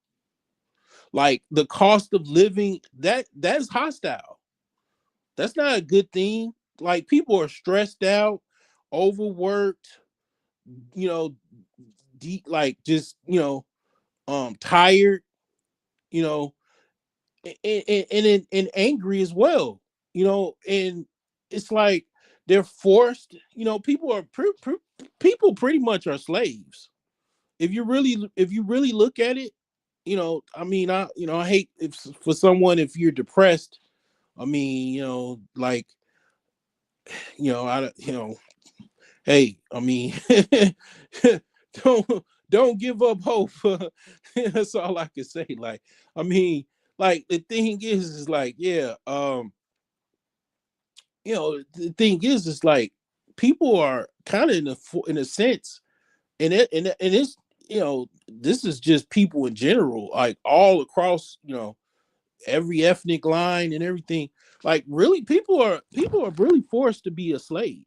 Really, if you really think about it, people, this system that we live in, people's, I would say a very big percentage of people are in a dynamic where they're pretty much kind of a slave, in a sense of, because they don't really have a surplus of capital. All of They pretty much rely, because they rely, and some of this, people can kind of change. You can have your own agency. Like there is a concept. Like you do have, you can have the ability to change your reality. Like you'll be surprised if you really wanted to do something. You can actually change your reality. That is possible. But people most people today are in a system where they have to work. And when you have to work, you know what that's called? I mean, I hate to tell you, but that's slavery when you have to work. Nobody really thinks about it, like, because people are trained to be optimist. That's pretty much what it boils down to. People are trained to have like a good outlook. And there's nothing wrong with that, but reality kind of does suck. And that's why, people try to have a good outlook on things. But if you really think about it, and this is a call of action to kind of change your life to a certain extent, because you can put yourself in a situation to where you you kind of you work, but working is not something that you kind of have to do. It's just something that you choose to do because you're not like in a comfortable financial situation, but you're not like, if you did lose your job, or if you quit your job, you'll be all right. You could manage. Like, most people are not in no situation like that. Most people are in a situation where their their job is paying for 90% or 99% of their cost of living, and they have minimal to no surplus to basically pay for their cost of living outside of some job. you know like, that's most people's reality. So that reality, because that's people's, I mean, that's, if that's your reality, unfortunately, to a certain extent, that's kind of slavery to a certain extent. Now, you can change that reality. I can change, you can change that reality. it might take some it might take some lifestyle changes, but you can change that reality if you wanted to. If you really wanted to, you can change that reality. Because primarily, see, this is how they get you. This is how they get most people. You know, it starts when you in college.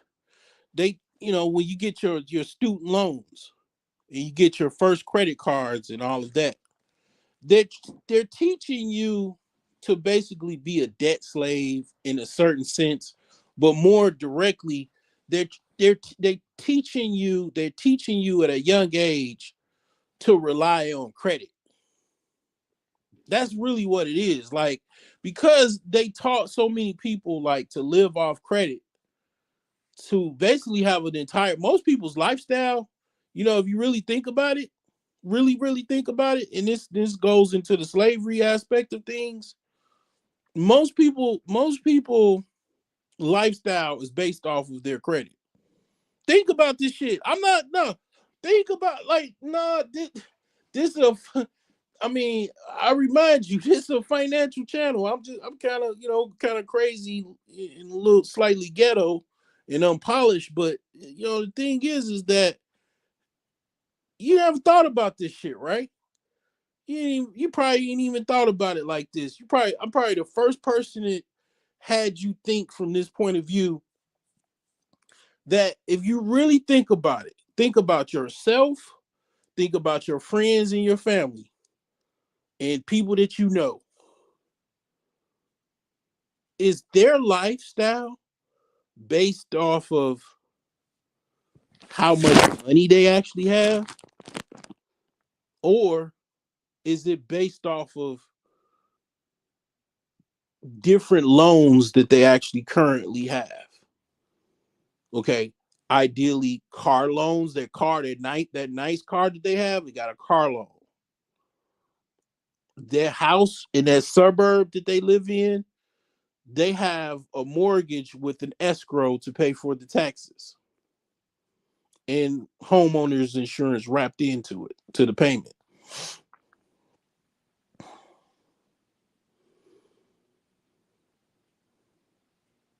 And here's the thing, right? Most of the high cost is mainly cars and housing. That's why cars and housing are intertwined. The housing market and the car market, they're financial or economic signals that economists calculate to figure out what's going on with the economy. Is if it's something going on, if the car market is not doing good, that's a bad sign for the economy. If the housing market is not doing good, that's a sign. That's a major sign of an economic collapse, because the housing market is a good percentage of the actual overall economy, or the economic market. So the thing is that you can buy a car with cash.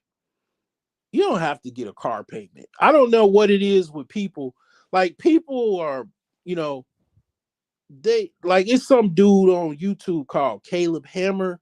He's like a he's like a younger geeky kind of like metrosexual, um more in your face though, and more comedic version of damn, I forgot dude name. Uh I'm having a brain fart. The dude that the baby star Dave Ramsey. And you know, one of the things that he does for people is he actually goes through their budget and helps them with their budget and helps them trim their budget. And he a lot of his guests, they believe that it's an American tradition to have a car payment, to have a brand new car, and obviously you're gonna have a car payment attached to it. And they believe that's like a tradition. They believe that that's something that they can't go without. And a lot of people, that's what they look at. That the standard reputation that people do, or what, and mainly women do this. A lot of women do this. They just get brand new cars. They pay car notes. You know, they have car notes, and they have cars with car notes basically. And men do the same thing. They get cars and they get car notes. And you don't have to have a car note. And if you want to be a slave, okay, so hey, Toby be good nigga. Toby be good nigga. Like if you want to if you want to be a slave, go be, hey, be my guest. But what I'm trying to say is a lot of people are intertwined with slavery because they're basically in essence just too credit hungry. I mean, basically they're indebted to creditors. It's not like they, it's the credit aspect is one thing, but you actually, I'm trying to like emancipate people, but at the same time, it's the job is just one thing. Like you really gotta, take the money that you work from a job, and you have to like put it in some type of business or market or something to make money. Like, I mean, you can't just expect to just go off from a job and just because, let's just say in theory, you owned your own house and you didn't have car notes, you still need money to come from some source. So the thing is like you got to learn to make money outside of just working a job. I don't care if it's, cooking food and selling plates on Facebook. You have to learn to do something to make a living. I don't even care if it's fucking. I mean, hey, that's your business. But you got to learn how to do something besides punch a clock to make money. That's like a one trick pony. But the thing is like this, you know, people can't, the reason why people are in this situation where they're a slave is primarily one due to the fact that they live a credit based lifestyle. Their whole entire lifestyle is based off of credit. You take away the credit, they wouldn't have nothing. They wouldn't own anything at all. So because people live in this credit based lifestyle, like that's enslaving them. Actually, it's not necessarily the job enslaving them or corporate capitalists enslaving them. Well, in a sense it is, but it's mainly credit. Like people's people have been propagandized and psyop to believe credit, you gotta use everything with credit. And that's what's enslaving people. Literally, creditors, people are enslaved by creditors. Car loans, mortgages, um, credit cards, just personal loans, all that's what people are enslaved to. And people found a way to make that the norm and the standard. And that's literally opening the door to your enslavement. I'll get back to dating in 2026, but this is why people are frustrated. It's not it's not only that they're a slave to their employer because they got to pay their creditors. They're not even making that much money. I look at jobs periodically. Jobs come to my email. You know, I'm seeing wages from when I first started working in IT back in 2007. They're talking about paying $20 and $21 to be working some type of tech bar or some shit like that. Like they offering $20, bruh. And it's 2026.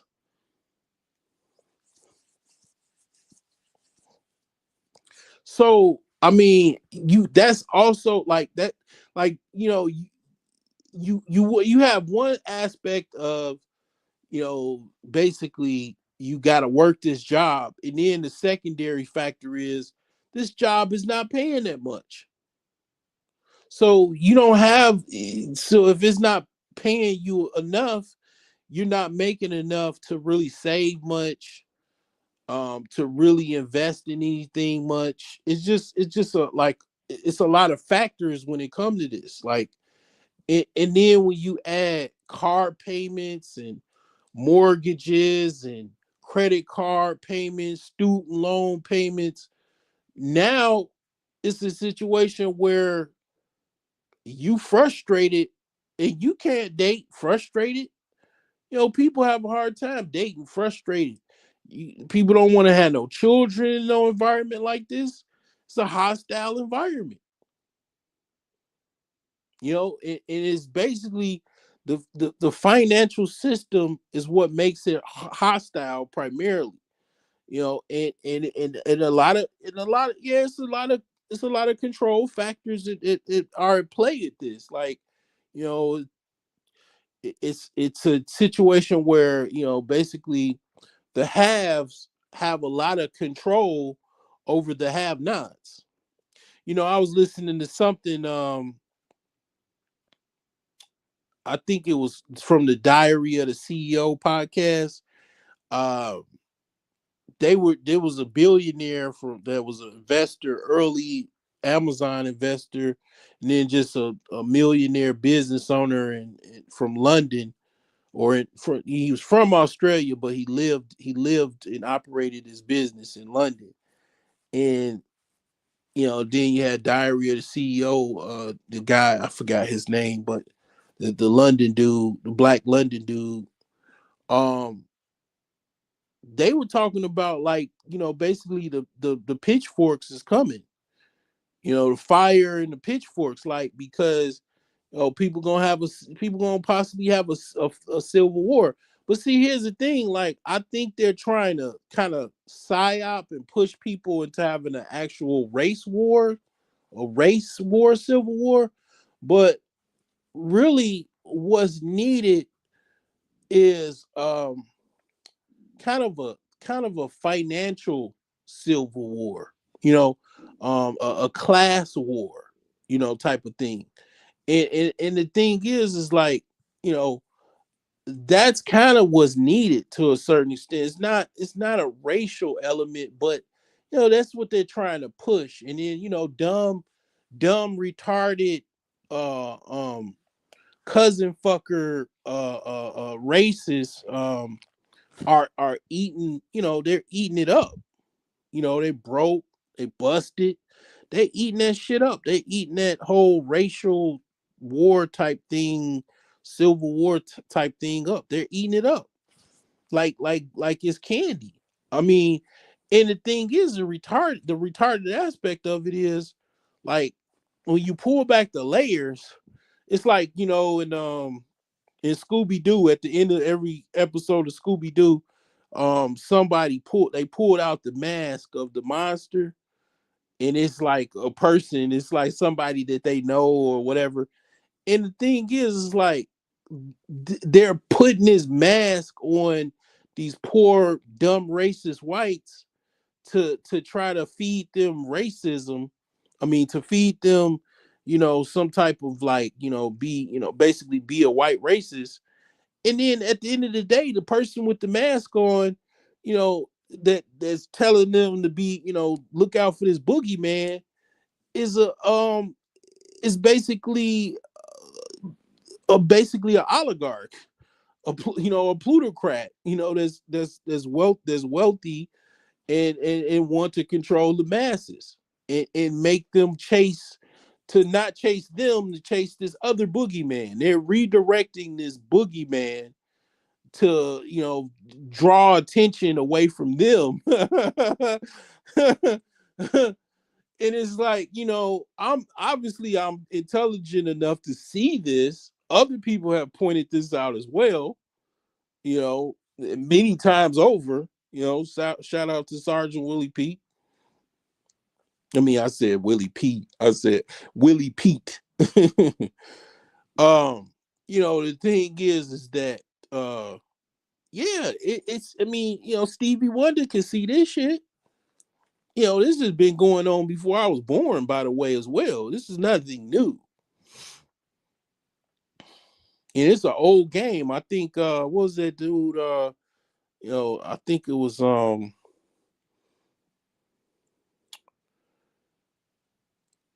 President Johnson. I think it was Johnson. He was like, you tell a poor white, um that he's better than these old, Negroes, and he'll give you the last dollar out of his pocket, because that makes them feel good. you know I mean, the thing is this, right? you know I mean, it's, this is not good. Like, the whole pitchforks coming out, going after these rich people, that's not something that they want. That's not something ideal. But what they were saying, and what's going on is, they keep, like, it's not stopping. Like, they get richer and richer. I mean, the system is designed to actually for this to work. That's why I started this whole conversation off, over an hour ago. Now going into 2 hours, like, basically, once you make a certain amount of money, you can literally just invest to the point where it's infinite money. You can go from $1 million. I mean, no, you can go from $10,000 to 100,000 to 1 million to 10 million, 100 million, a billion, 10 billion, 100 billion. You could just keep going perpetually, because it's like that money is just used to make more money. It's like a disease. It's like a cancer spreading. Like, you could just that money can just buy more, get more money, make more money, more investments, more value, more profit, more money. Like, that's how it goes. Like, that's what other people don't know how to do. That, people that, basically were not raised, and they don't know anything about finance, and their parents didn't know, like Floyd Mayweather, and a lot of others. They don't know how to take a dollar and turn it into two. Basically, in general, they don't know how to invest. They don't know how to take their money and make more money with it. And it just wasn't taught. And they rely on others to do it for them, and then they end up a lot of times stealing money from them. So, that's the dilemma that those guys face. And all they know how to do is spend the money, and they know how to make the money, until they no longer can't. Because, when you get old, you can't be, you boxers can't be old fighting and shit like it's just not a good look. I mean, maybe you could have one little fight, or maybe a couple little exhibitions just to be, just to show you still got it a little bit or whatever, like Mike Tyson and a lot of them dudes, man. But it's like you can't just have a whole boxing career as an old man. I mean, you barely can have it as a young man. It's a hard sport to deal with. A lot of the sports you don't have no longevity in it. You can't, what I'm saying, rely on that for your old age. Unless you playing golf. Now, baseball probably has the longest longevity because a baseball player could play for about 40 years if he wanted to. A baseball player could be, well, not 40 years, that's a stretch, but definitely about 25, maybe 30 max. Because you got to understand, a, a um a baseball player can come in and from the minors at like 18 or 19, and he could play 20 years easy, be a Hall of Famer, be like basically a top NBA of all, I mean MLB at all time of all time, all kinds of records and everything like that. And he only 40, 39 or 40. And then he could do another like 10 years or at least 5, or maybe about like 48 max. He could be 40. Yeah, like it's MLB pitcher. I mean, it's MLB players that's in their late 40s. They still playing baseball. They still playing Major League Baseball because it's something that they could do. Like they could be like a DH hitter, and a DH hitter, you just basically you come in just to hit the ball.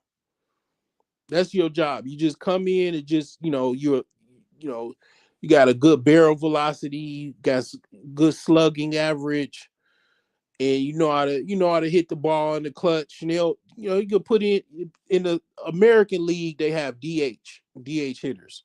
So like you come in and just hit the ball. That's your job primarily. You don't outfield nothing. You just basically your job is just to hit the ball. And then usually, shoot, it's quite common a player could come in from the DH, hit the ball one time, and then he might be, if he's 40 in his late 40s, they'll give him a pinch runner. He just come in, hit the ball, and then he's in his late 40s.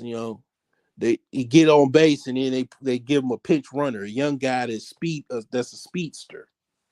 And yeah, like I mean, it's golf. You could golf all the way to you and you could be basically amateur golfer, and you work your way up to pros. You could be a pro probably till you like in your 50s. Then by the time you in your 50s and 60s, you or late 60s, you could be in a senior PGA. You can play golf all your whole life, like until you just kick the bucket, until you just retire. You could be like 70 some years old playing golf. You know what I'm saying? Like so, yeah. I mean, it is some sports that you could actually play longer than others, but typically, like, yeah, I mean, the major sports like football, basketball has longer longevity than football. I mean, football, man, I mean, you be lucky if you could make it to 10 years. you know um you know a very few have made it past 10 years, and because they found a way to just train properly and eat the right nourishments and stay healthy enough to stay in the league, as long as they did, because I think it's some players that played for like 20 years or something like that. And I think Philip Rivers, I think he was in the league for like I think I think he was in the league for like almost 20 years, if not 20 years or something like that. I know Tom Brady was in for like almost, yeah, about 20 years. But it's like, yeah, I mean, it's you got it's safe to say after a certain period of time, if you don't make that enough money to have a stash to where you don't have to work, you're gonna be cooked. And a lot of people, I think that they're just struggling, and it's so hostile because the environment is so hostile. They just can't date. Dating is almost impossible because it's just, they just they're not comfortable. They don't want to take risks. Like, to a certain extent, I will say, and I didn't really look at it like this, but if you really look at it, women take a risk when they date men. It's not necessarily a financial risk, but it's a risk nonetheless. It's a women do take on a risk when they date, because you gotta understand, they dating strangers, strange men that they don't know anything about. They never met this person before. This any a weak quote unquote beta male can kill a woman, can kill an average woman with his bare hands. That's strength, and that's what, basically strength and might is a major difference between men and women. Is strength and might. Like just, yeah, a weak, like, beta male can has enough energy and power to basically, take a chick and maybe choke her out or something like that. Like, it's women take a risk when they date, basically men that they don't know. It's some women that they scared of men, and they're lesbians, because they actually do have a fear, or maybe something happened to them, or dude did something to them, or maybe harmed them in some type of way, and they fear men. They hate men, one, and they also have a deep fear for them, from them. And it's like, yeah, when women take risks, like, they gotta, what I'm saying, have a be comfortable to take that risk, like, as far as, and then also give themselves sexually, take a, it's a risk for a woman to get pregnant. No woman hardly wants to get pregnant in this hostile environment, unless they, older, and they want to have a kid or something, and they, before they go into menopause. Like, yeah, average young woman, she ain't trying to, she ain't trying to take no risk like that, because the environment is just too fucking hostile. It's too crazy, too much going on, and that's just the economy. The world is crazy. They just fired off missiles again in the because Iran is, blockading the Strait of Hormuz again, and they, U.S. military fired off some missiles at Iran. I mean, it's just crazy, man. Israel bulldozing, uh, going into Lebanon, try, basically seizing land. Like the Russians, seizing Ukraine and Crimea, and you know, shit. One time, Russia took over the whole fucking, like, they had all the way to Hungary, or close to Hungary, like they, Poland, and like they had all of them. Uzbekistan, even Afghanistan. I think they was under their control. I believe. I'm not sure, but like they had Uzbekistan, Poland, Ukraine, Kazakhstan. Shit, they had Belarus, Romania, Um, I mean, man, they had a whole big land block. I mean, so like, man, this world, yeah, it's pretty fucking crazy, man. I mean, I see why people don't want to have children, and all of these things. It all plays into a role. Like, you know, dating is not. It's just kind of in a certain extent. We really should, if you really think about it, we shouldn't be dating. We should like, if you really think about it, like, just look at it like an animal, or look at it like, just look at it practically, right? The world is pretty chaotic right now. It's all kinds of shit going on. Like if you really look at it from a world, like from a vantage point of what's going on in the world, like it's really a lot of shit going on. Like it's really, like, things are more crazy than we make it out to be. Like like it actually is worse than what we really think it is. Like, we just, a lot of people, just to kind of function, they just put things to the side. But really, this what a lot of this, what's going on right now, is pure madness, to the point where, really, like, people should be like going to go march to fucking Washington D.C. and go see John Galt and shit, like, and then go hit up their congressman and they representative, and actually, like, and then go to the White House and actually try to talk to the president, because this shit is fucking crazy. I mean, these motherfuckers is doing whatever the fuck they want to do. You know what I'm saying? Like, this shit is wild. Like, it really should be like, it's that much of an emergency, but we don't look at it like it. We just like, okay, we just hope that everything works out and blah blah blah blah blah.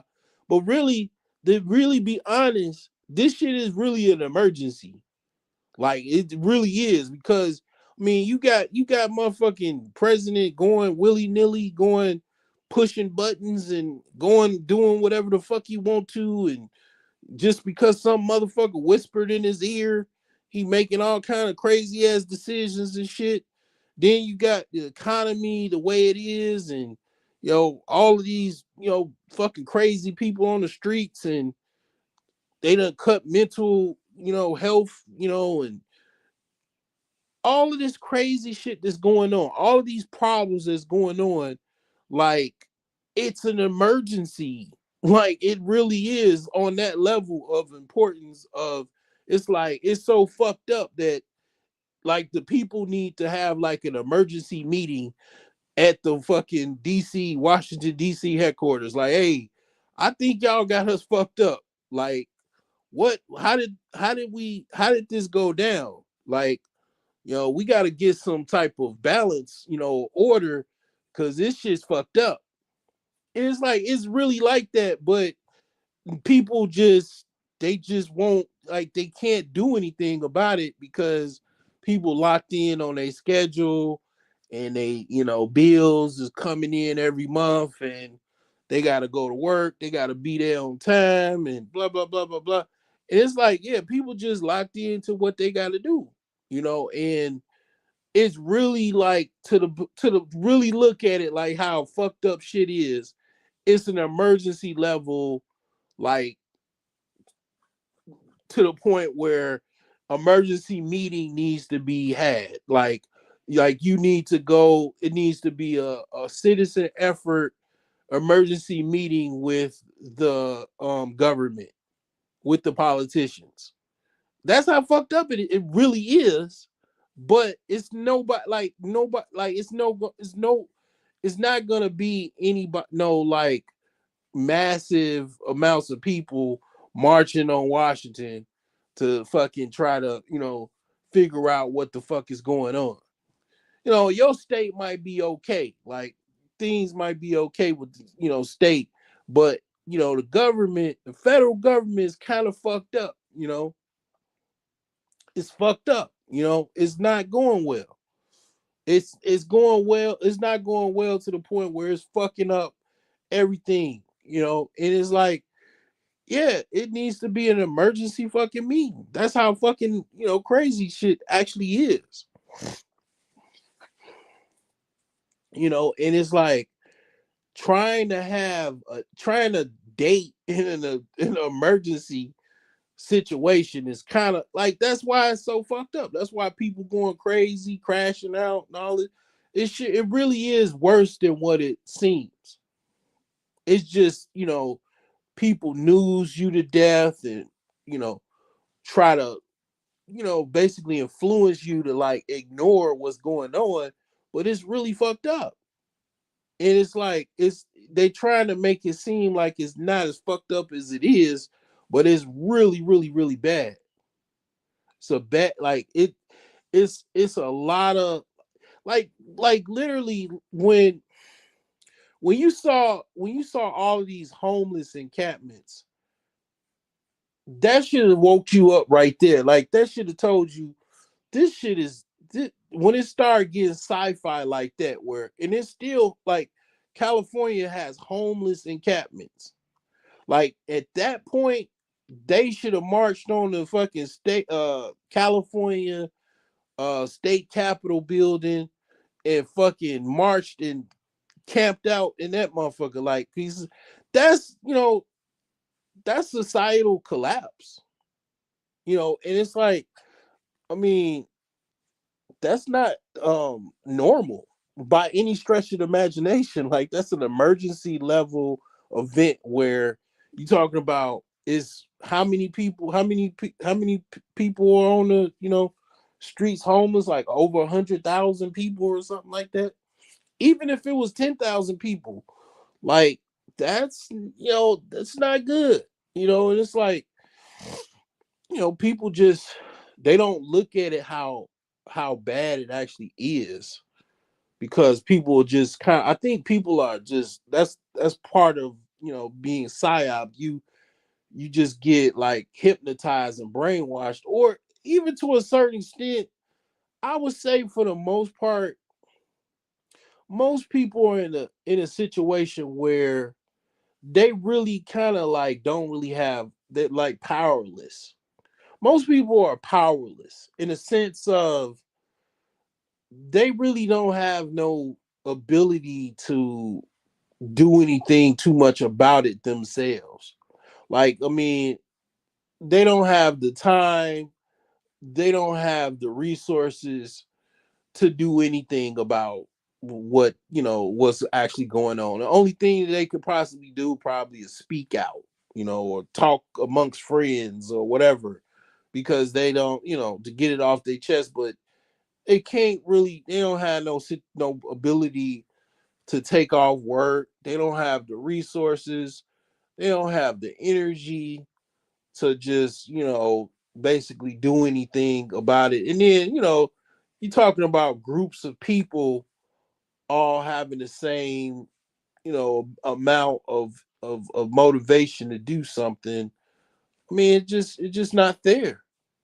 Most people are stuck with whatever they got going on, and that's it. And it's like trying to do anything else, unless it directly affects them individually. They're not gonna do anything or concern themselves over it to actually do anything. But I mean, yeah, it's really bad. It's not a good thing. And the thing is that when it comes to um slavery and stuff, I mean, you don't necessarily have to have a mortgage either. You don't even you don't have to pay rent. You could just basically, if you got 50 grand, or even, I don't know, if you got the ability to get a loan, you go buy a house for like $50,000 somewhere in America. There's many places in America you go buy a house for 50 racks. You go buy a house for $10,000.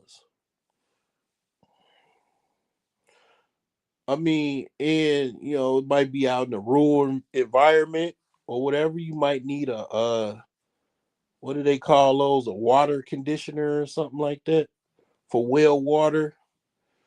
Um, it might be the town might be only like 3,000 people or something like that. I don't know.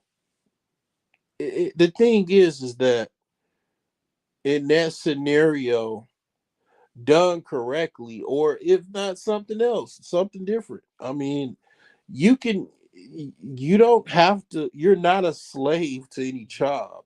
If you okay, if you own your own home, and it's been my reality. I'm not speaking, in theory. I did this. I had this. I mean, it's not shiny and luxurious and all of that. I mean, it's definitely a struggle. But the thing is that you can put yourself in a situation where you're not a slave to a creditor. Like you own, if in theory, if you own your own home, your vehicles are owned, you don't really have any like loans or debts that you have to pay. You technically could easily go from your job to maybe doing something, but you'd have to set it up correctly. Like the point is, you'd have to set your the third step to escape your enslavement. You have to replace your income with some type of business income, some royalties from music, album sales, or book sales, or something. You have to find something to do to make money without working a job. I don't be a podcaster, join Kick, and Dean the Great. I mean, like, you got to try to do something to make a living. Like, you know, you know, get some money, put it in the stock market, drop ship.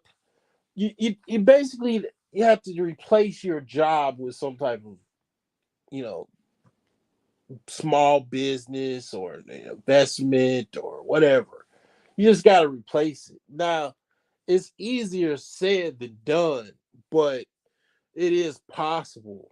But it's like, it might take you a few years to kind of set yourself up, because you might have to save some money, save like 50,000 or $100,000 or something, so you can go into some type of business, or start some type of company or whatever. But the thing is it's possible for you to get out of that rat trap. Like, it, the thing is like, it takes money to get out of that situation. It's either money, or you have to downsize. If I mean, those that truly wanted to get out of that reality, because a lot of that reality is based off of, the reality is, you don't have enough money to actually live the lifestyle that you really want to live.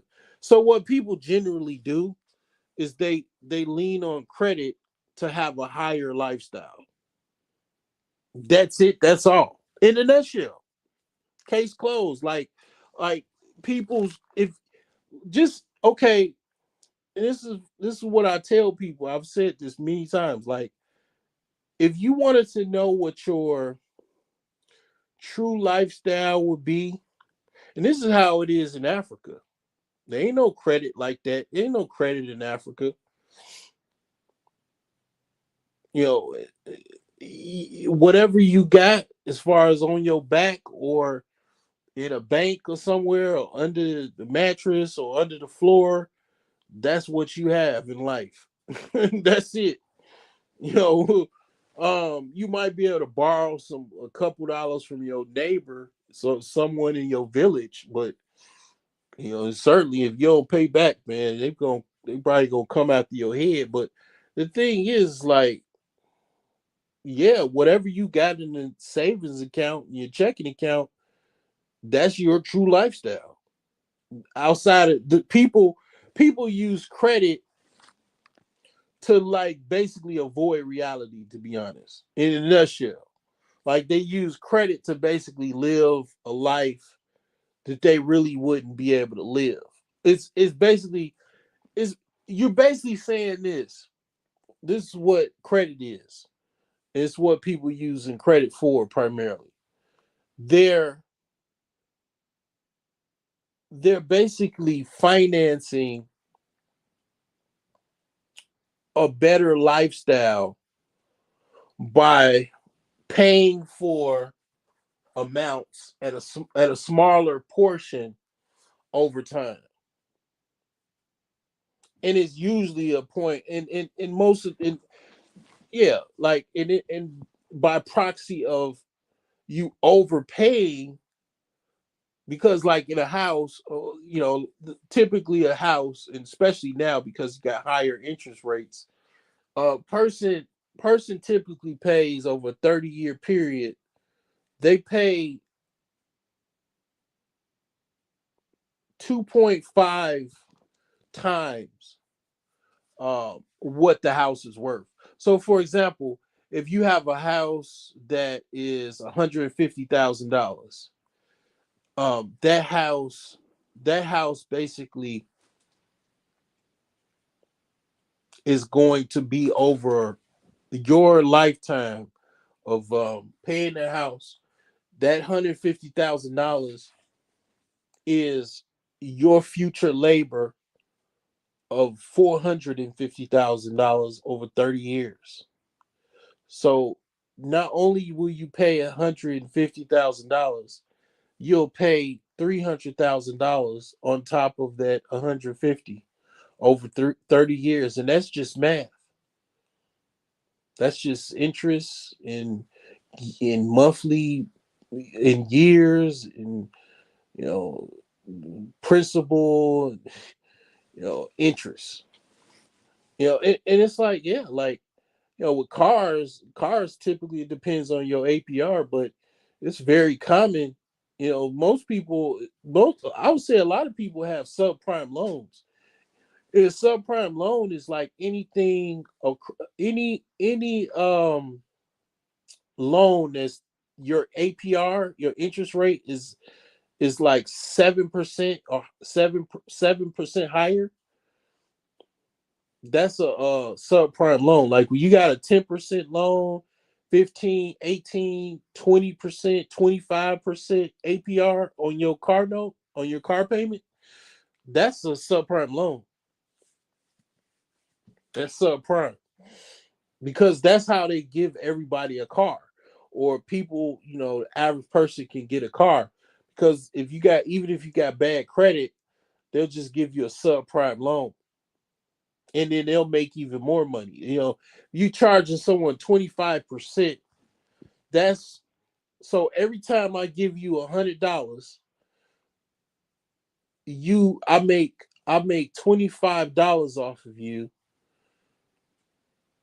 and my $100 back. So think of 1,000. For every 1,000, I'm making uh $250 off of every 1,000 that you borrow. And then you in the car is $70,000 or something like that. So for every 10,000, I'm making $2,500 off of every $10,000 that car, the principal that you borrow.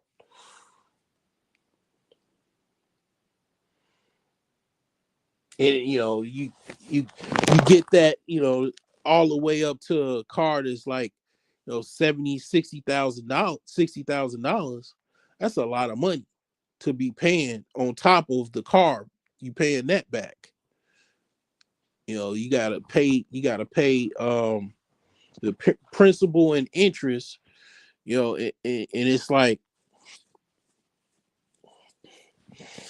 that extra money that you paying for that car. I mean, you could over the 6 years or whatever the car payment is. That's enough money, that the extra amount that you're gonna pay on that car over that period of time. That's enough money to buy like 10 used cars. I mean, like, like that's it's insanity, man. And it's like people just don't know. People don't know finances. Like they just don't know. Like they just don't know. And they suffer from it. Car payments are like they're like wealth stealers. Car payments are big wealth robbers. Because here's the thing, right? You don't need a car, and new cars are designed really technically for like rich people, because those are the only people that can really afford it. Because it's like you got money to just kind of throw away. One, like it's most people don't have money they could just throw away. Meaning, as soon as you drive off that car lot, that car you can't sell that car for what you paid for it. Ain't nobody gonna buy that car for what you just paid for it. You drove it just off the lot first day, had it the first day, sell it the next. You ain't gonna be able to sell that car for what you paid for it.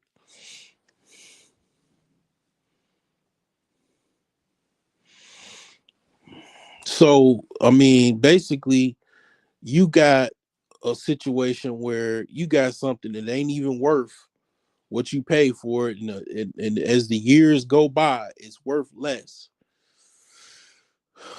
So you getting that any of that value back is chances are slim to none, unless the car becomes a collector car or something. Then it'll go up in value exponentially. But the thing is most cars, they lose value. They lose a lot of value, and you just losing money. And that's why I believe that new cars are for rich people, because the only rich people can afford, like, you could afford to technically lose money, in my opinion. Like, even rich people can't afford to lose that much money, but like wealthy and rich people are probably the only people I could say should buy brand new cars. Because the thing is like, who one has money to waste, because you will waste money when you buy a brand new car. It is no exception. That's just how it is designed. So you're gonna lose money. That's guaranteed. That's in the formula, hard coded. So you're gonna lose money. One, then two, you basically overpaying for the car, because principal and interest, mainly interest, and taxes and all of that, you gonna have to pay for that for buying that car. And it's rolled into the loan. And it's just you overpaying for something, and it's taken away from your future wealth. It's a future opportunity to make money, because every payment that's made, that's something that's some money that you could have put in the S&P 500, or put in the stock market, made some money. That's money lost. Like, that's opportunity wasted. And it's like, yeah, I mean, houses are pretty much the same way, to be honest. I mean, the only good thing with a house is houses typically retain value, and exponentially even grow in value depending on the market. It's not guaranteed though. But the thing is like, typically houses maintain their value, if not go up in value. So in short, the only problem is you overpaying for this house, obviously. But technically, if you basically pay your mortgage bi-weekly, and I mean, just paid your mortgage bi-weekly instead of monthly, I think something like that. They said like something like either pay your mortgage bi-weekly or instead of monthly. It'll save you like I think like 10 years off of your mortgage. Instead of you having a 30-year mortgage, you'll have like a 20-year mortgage. You know, I mean, if you pay an extra payment, you'll take your mortgage from 30 years to 15. But it's like it's some things you could do. Like you don't necessarily have to get a 30-year mortgage. If you got a big enough down payment and you can kind of size up what the monthly payment will be, you can get a 15-year mortgage. And it's like, okay, in that scenario, see, here's the thing. It gets a little the math gets different when you do things like that, because instead of you like, basically the same math, like you wouldn't be giving the house, that 150,000 house, $150,000 house, you won't be giving the bank that $150,000 back and um a extra 300,000 on top of it. It'll be like basically half. Like, instead of it being 450,000, you'll basically, in essence, you'll basically give the mortgage company 100,000 extra instead of I mean, no, you'll be giving the mortgage company just basically half. Like it'll be like a 1-to-1 ratio. So like basically you'll be paying double for the house instead of almost triple. Instead of almost like triple, it'll be like 1.5, like one. It'll be like, basically one and a half. You know, so like, I mean, it's still even, that's still a lot, but it's less than giving paying triple for a house. It's like 1.5 is better than triple. So you're not giving that much in return, as far as in the sense of, paying triple for a house, or paying triple for anything. And the thing is, it's a 15-year cycle and it's done, and then now you own the house and you have value now. You have a fully paid for house. 15 years go by relatively quick. I mean, you'd be older, but 15 years go by, they go by. I mean, if you have enough money, you pay the house off quicker, instead of having a 15-year, you pay the house off maybe in 10, you know, putting some extra payments toward the mortgage, and then every tax refund you just put it in the mortgage balance, or make a mortgage payment. That's just some people do. Like, I mean, in theory, depending on how much your refund is, if you pay one extra payment, or maybe like two or three extra payments a year, and then you put, because see, these are tips and tricks, and the thing is like, if you put your tax refund, let's say you get a sizable tax refund, and this is all depending on how much you make. This depends on how much your mortgage is, but let's just say, for example purposes, your mortgage is like $1,500 a month. And let's just say, okay, you make a couple extra payments a year, and for over 10 years you do this, and you got a standard 30-year mortgage.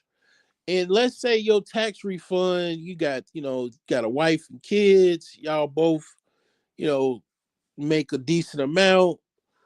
and you get, so you get like a $8,000 or $9,000 refund, every year, and you just put it all into the mortgage payment.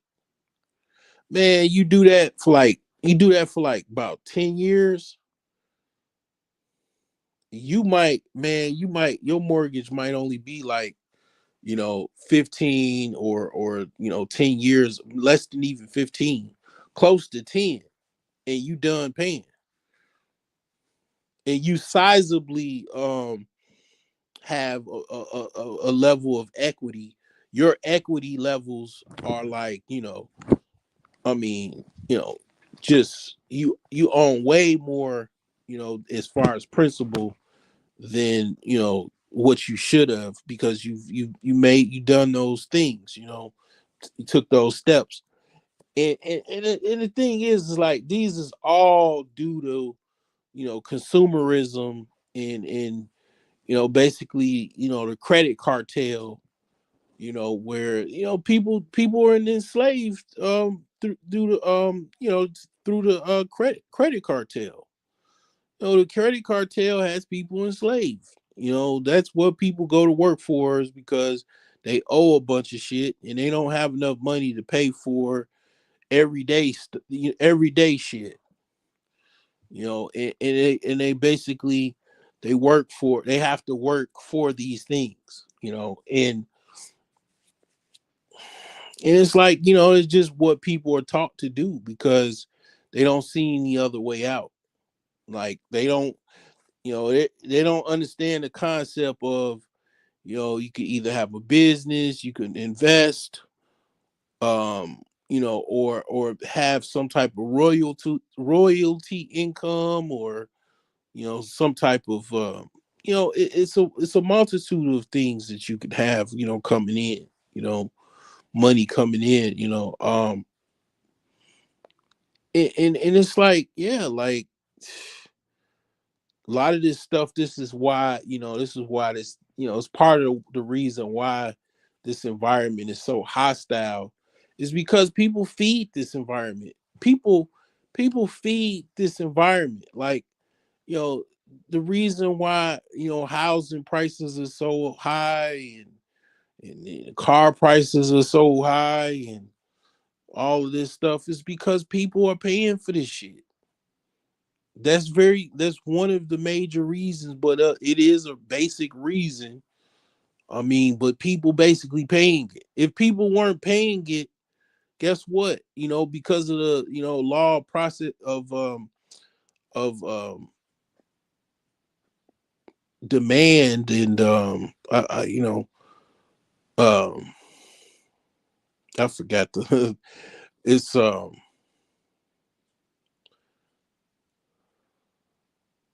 yeah, the process of demand, and um you know basically, if nobody is spending any money or demanding um these products, and these, no, the price will go down.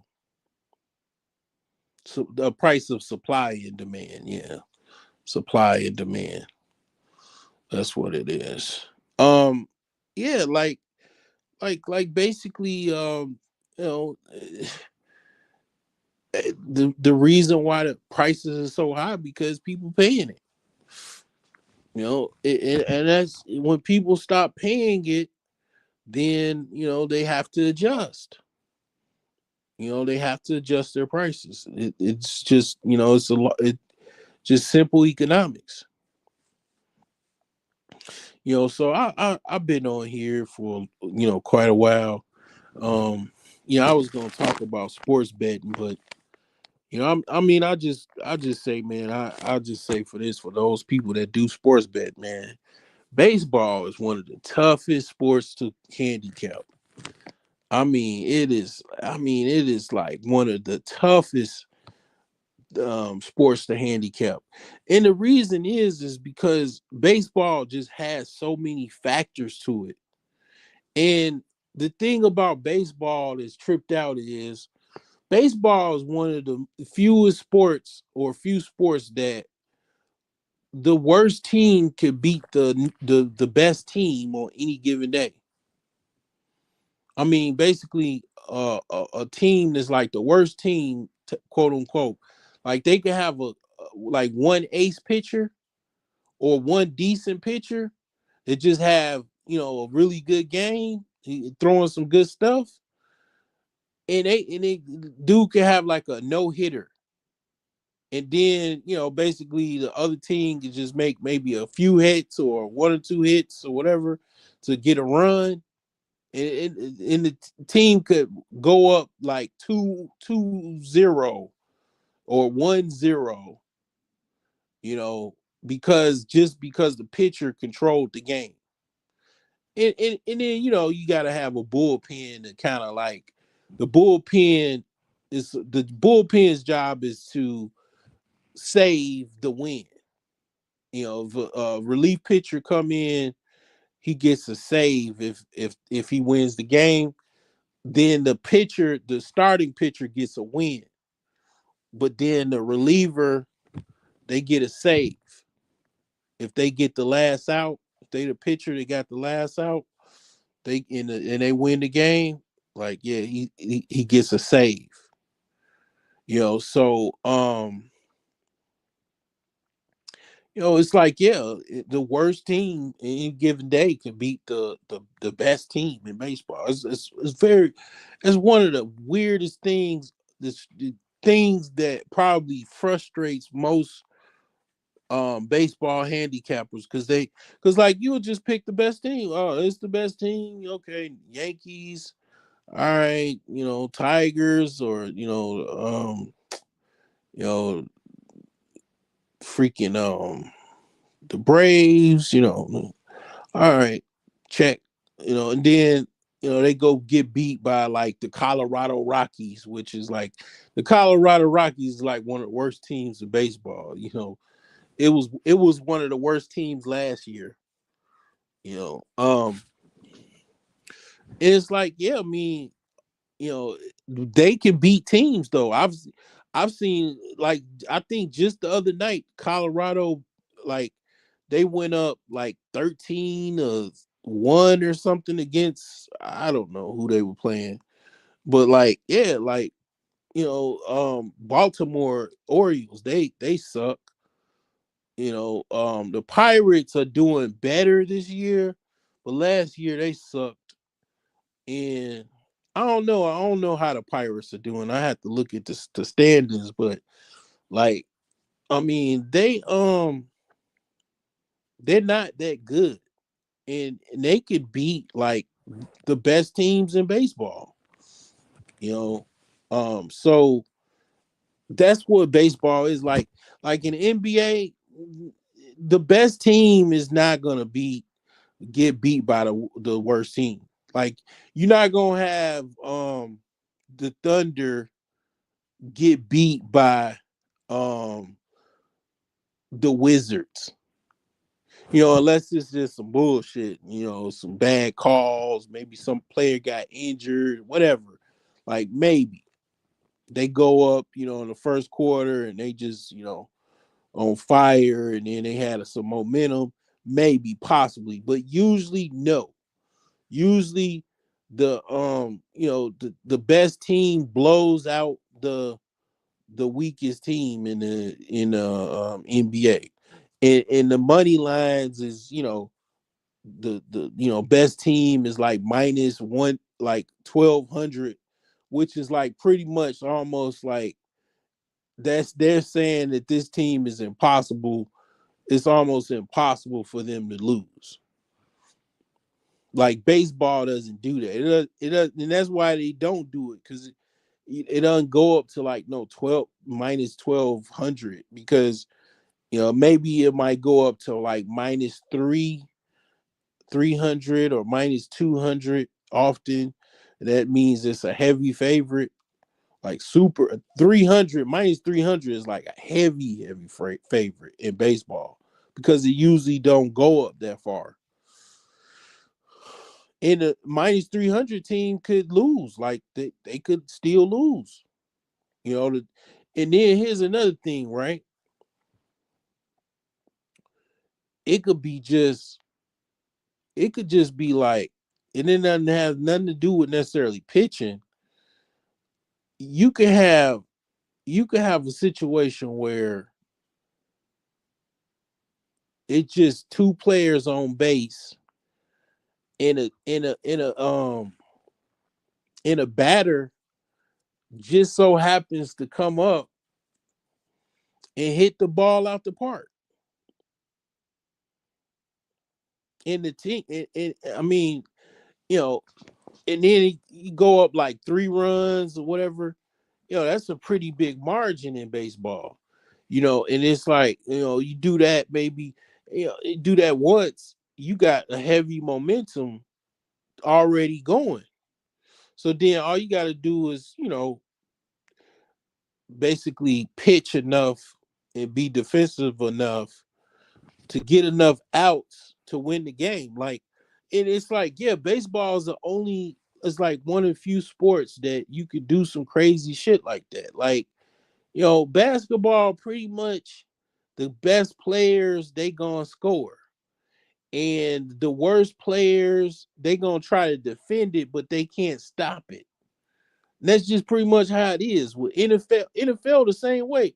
The worst teams most likely not gonna beat the best teams because they don't have the skills, they don't have the ability. Like the Browns was not gonna beat, the Seahawks. You know what I'm saying? Like, it just, it wasn't gonna happen. It was just, it would probably be a blowout, because it's just you got too many players playing against other players. It's players playing directly against other players, but it's in baseball, it's like isolated. It's like at one particular time they all playing, but it's really the outcome is based off of two people, the pitcher and the hitter. And it's like if the hitters can get the best of the pitcher one or two times or three times or four times or five times, it's enough to make an impact. Or the pitcher, does has some bad stuff and throws too many balls instead of strikes, and then the bases fill up, and it's like, yeah, the game outcome totally changes. It just, it's a lot of variables that, I mean, like, it's very difficult to handicap. It's like you could be winning, or your team that you bet on is winning down to the fucking ninth inning with 2 outs, and it's like 1 out left, and then the one dude comes up to bat. He got, a player before him got on base, had a walk, and then the player just hit the ball out the park and have a walk off home run and win the game. I seen that happen. That happened to me, and I think the hitter that did it was Zach Nato. I think that was the dude name.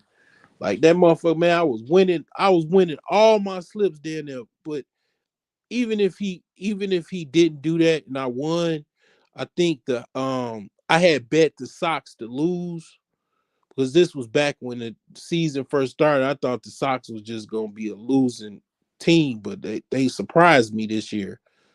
But the thing is like, yeah, man, I thought, I was like down to like 2 legs, and man, that motherfucker, man, the bottom of the ninth, 2 outs, man, knocked that ball out the park. It was a man on, and that was it. That was all it was said that needed to be done. Like, and that was it. And that's all it takes in baseball. Like, it could just be one moment in time can change the whole game in baseball. It could just be the whole entire moment. Like, football and basketball is not typically based off of one play. One play in football and basketball is not going to necessarily have weight over the entire outcome of the game. Well, in baseball, it does. One play, one throw can base the whole outcome of the entire game. That's why baseball is very fucking difficult to handicap, man. But I just had to mention my frustrations, and I was frustrated last year, but I'm not as frustrated as I am as I was last year. I'm learning a little bit better. I'm learning more, and I'm trying to crack these folks, man. But yeah, man, I just had to point, get some stuff off my chest. But I try a lot. I try to go live at least once a week, but I'm gonna get up off of here. Y'all have a good rest of this weekend.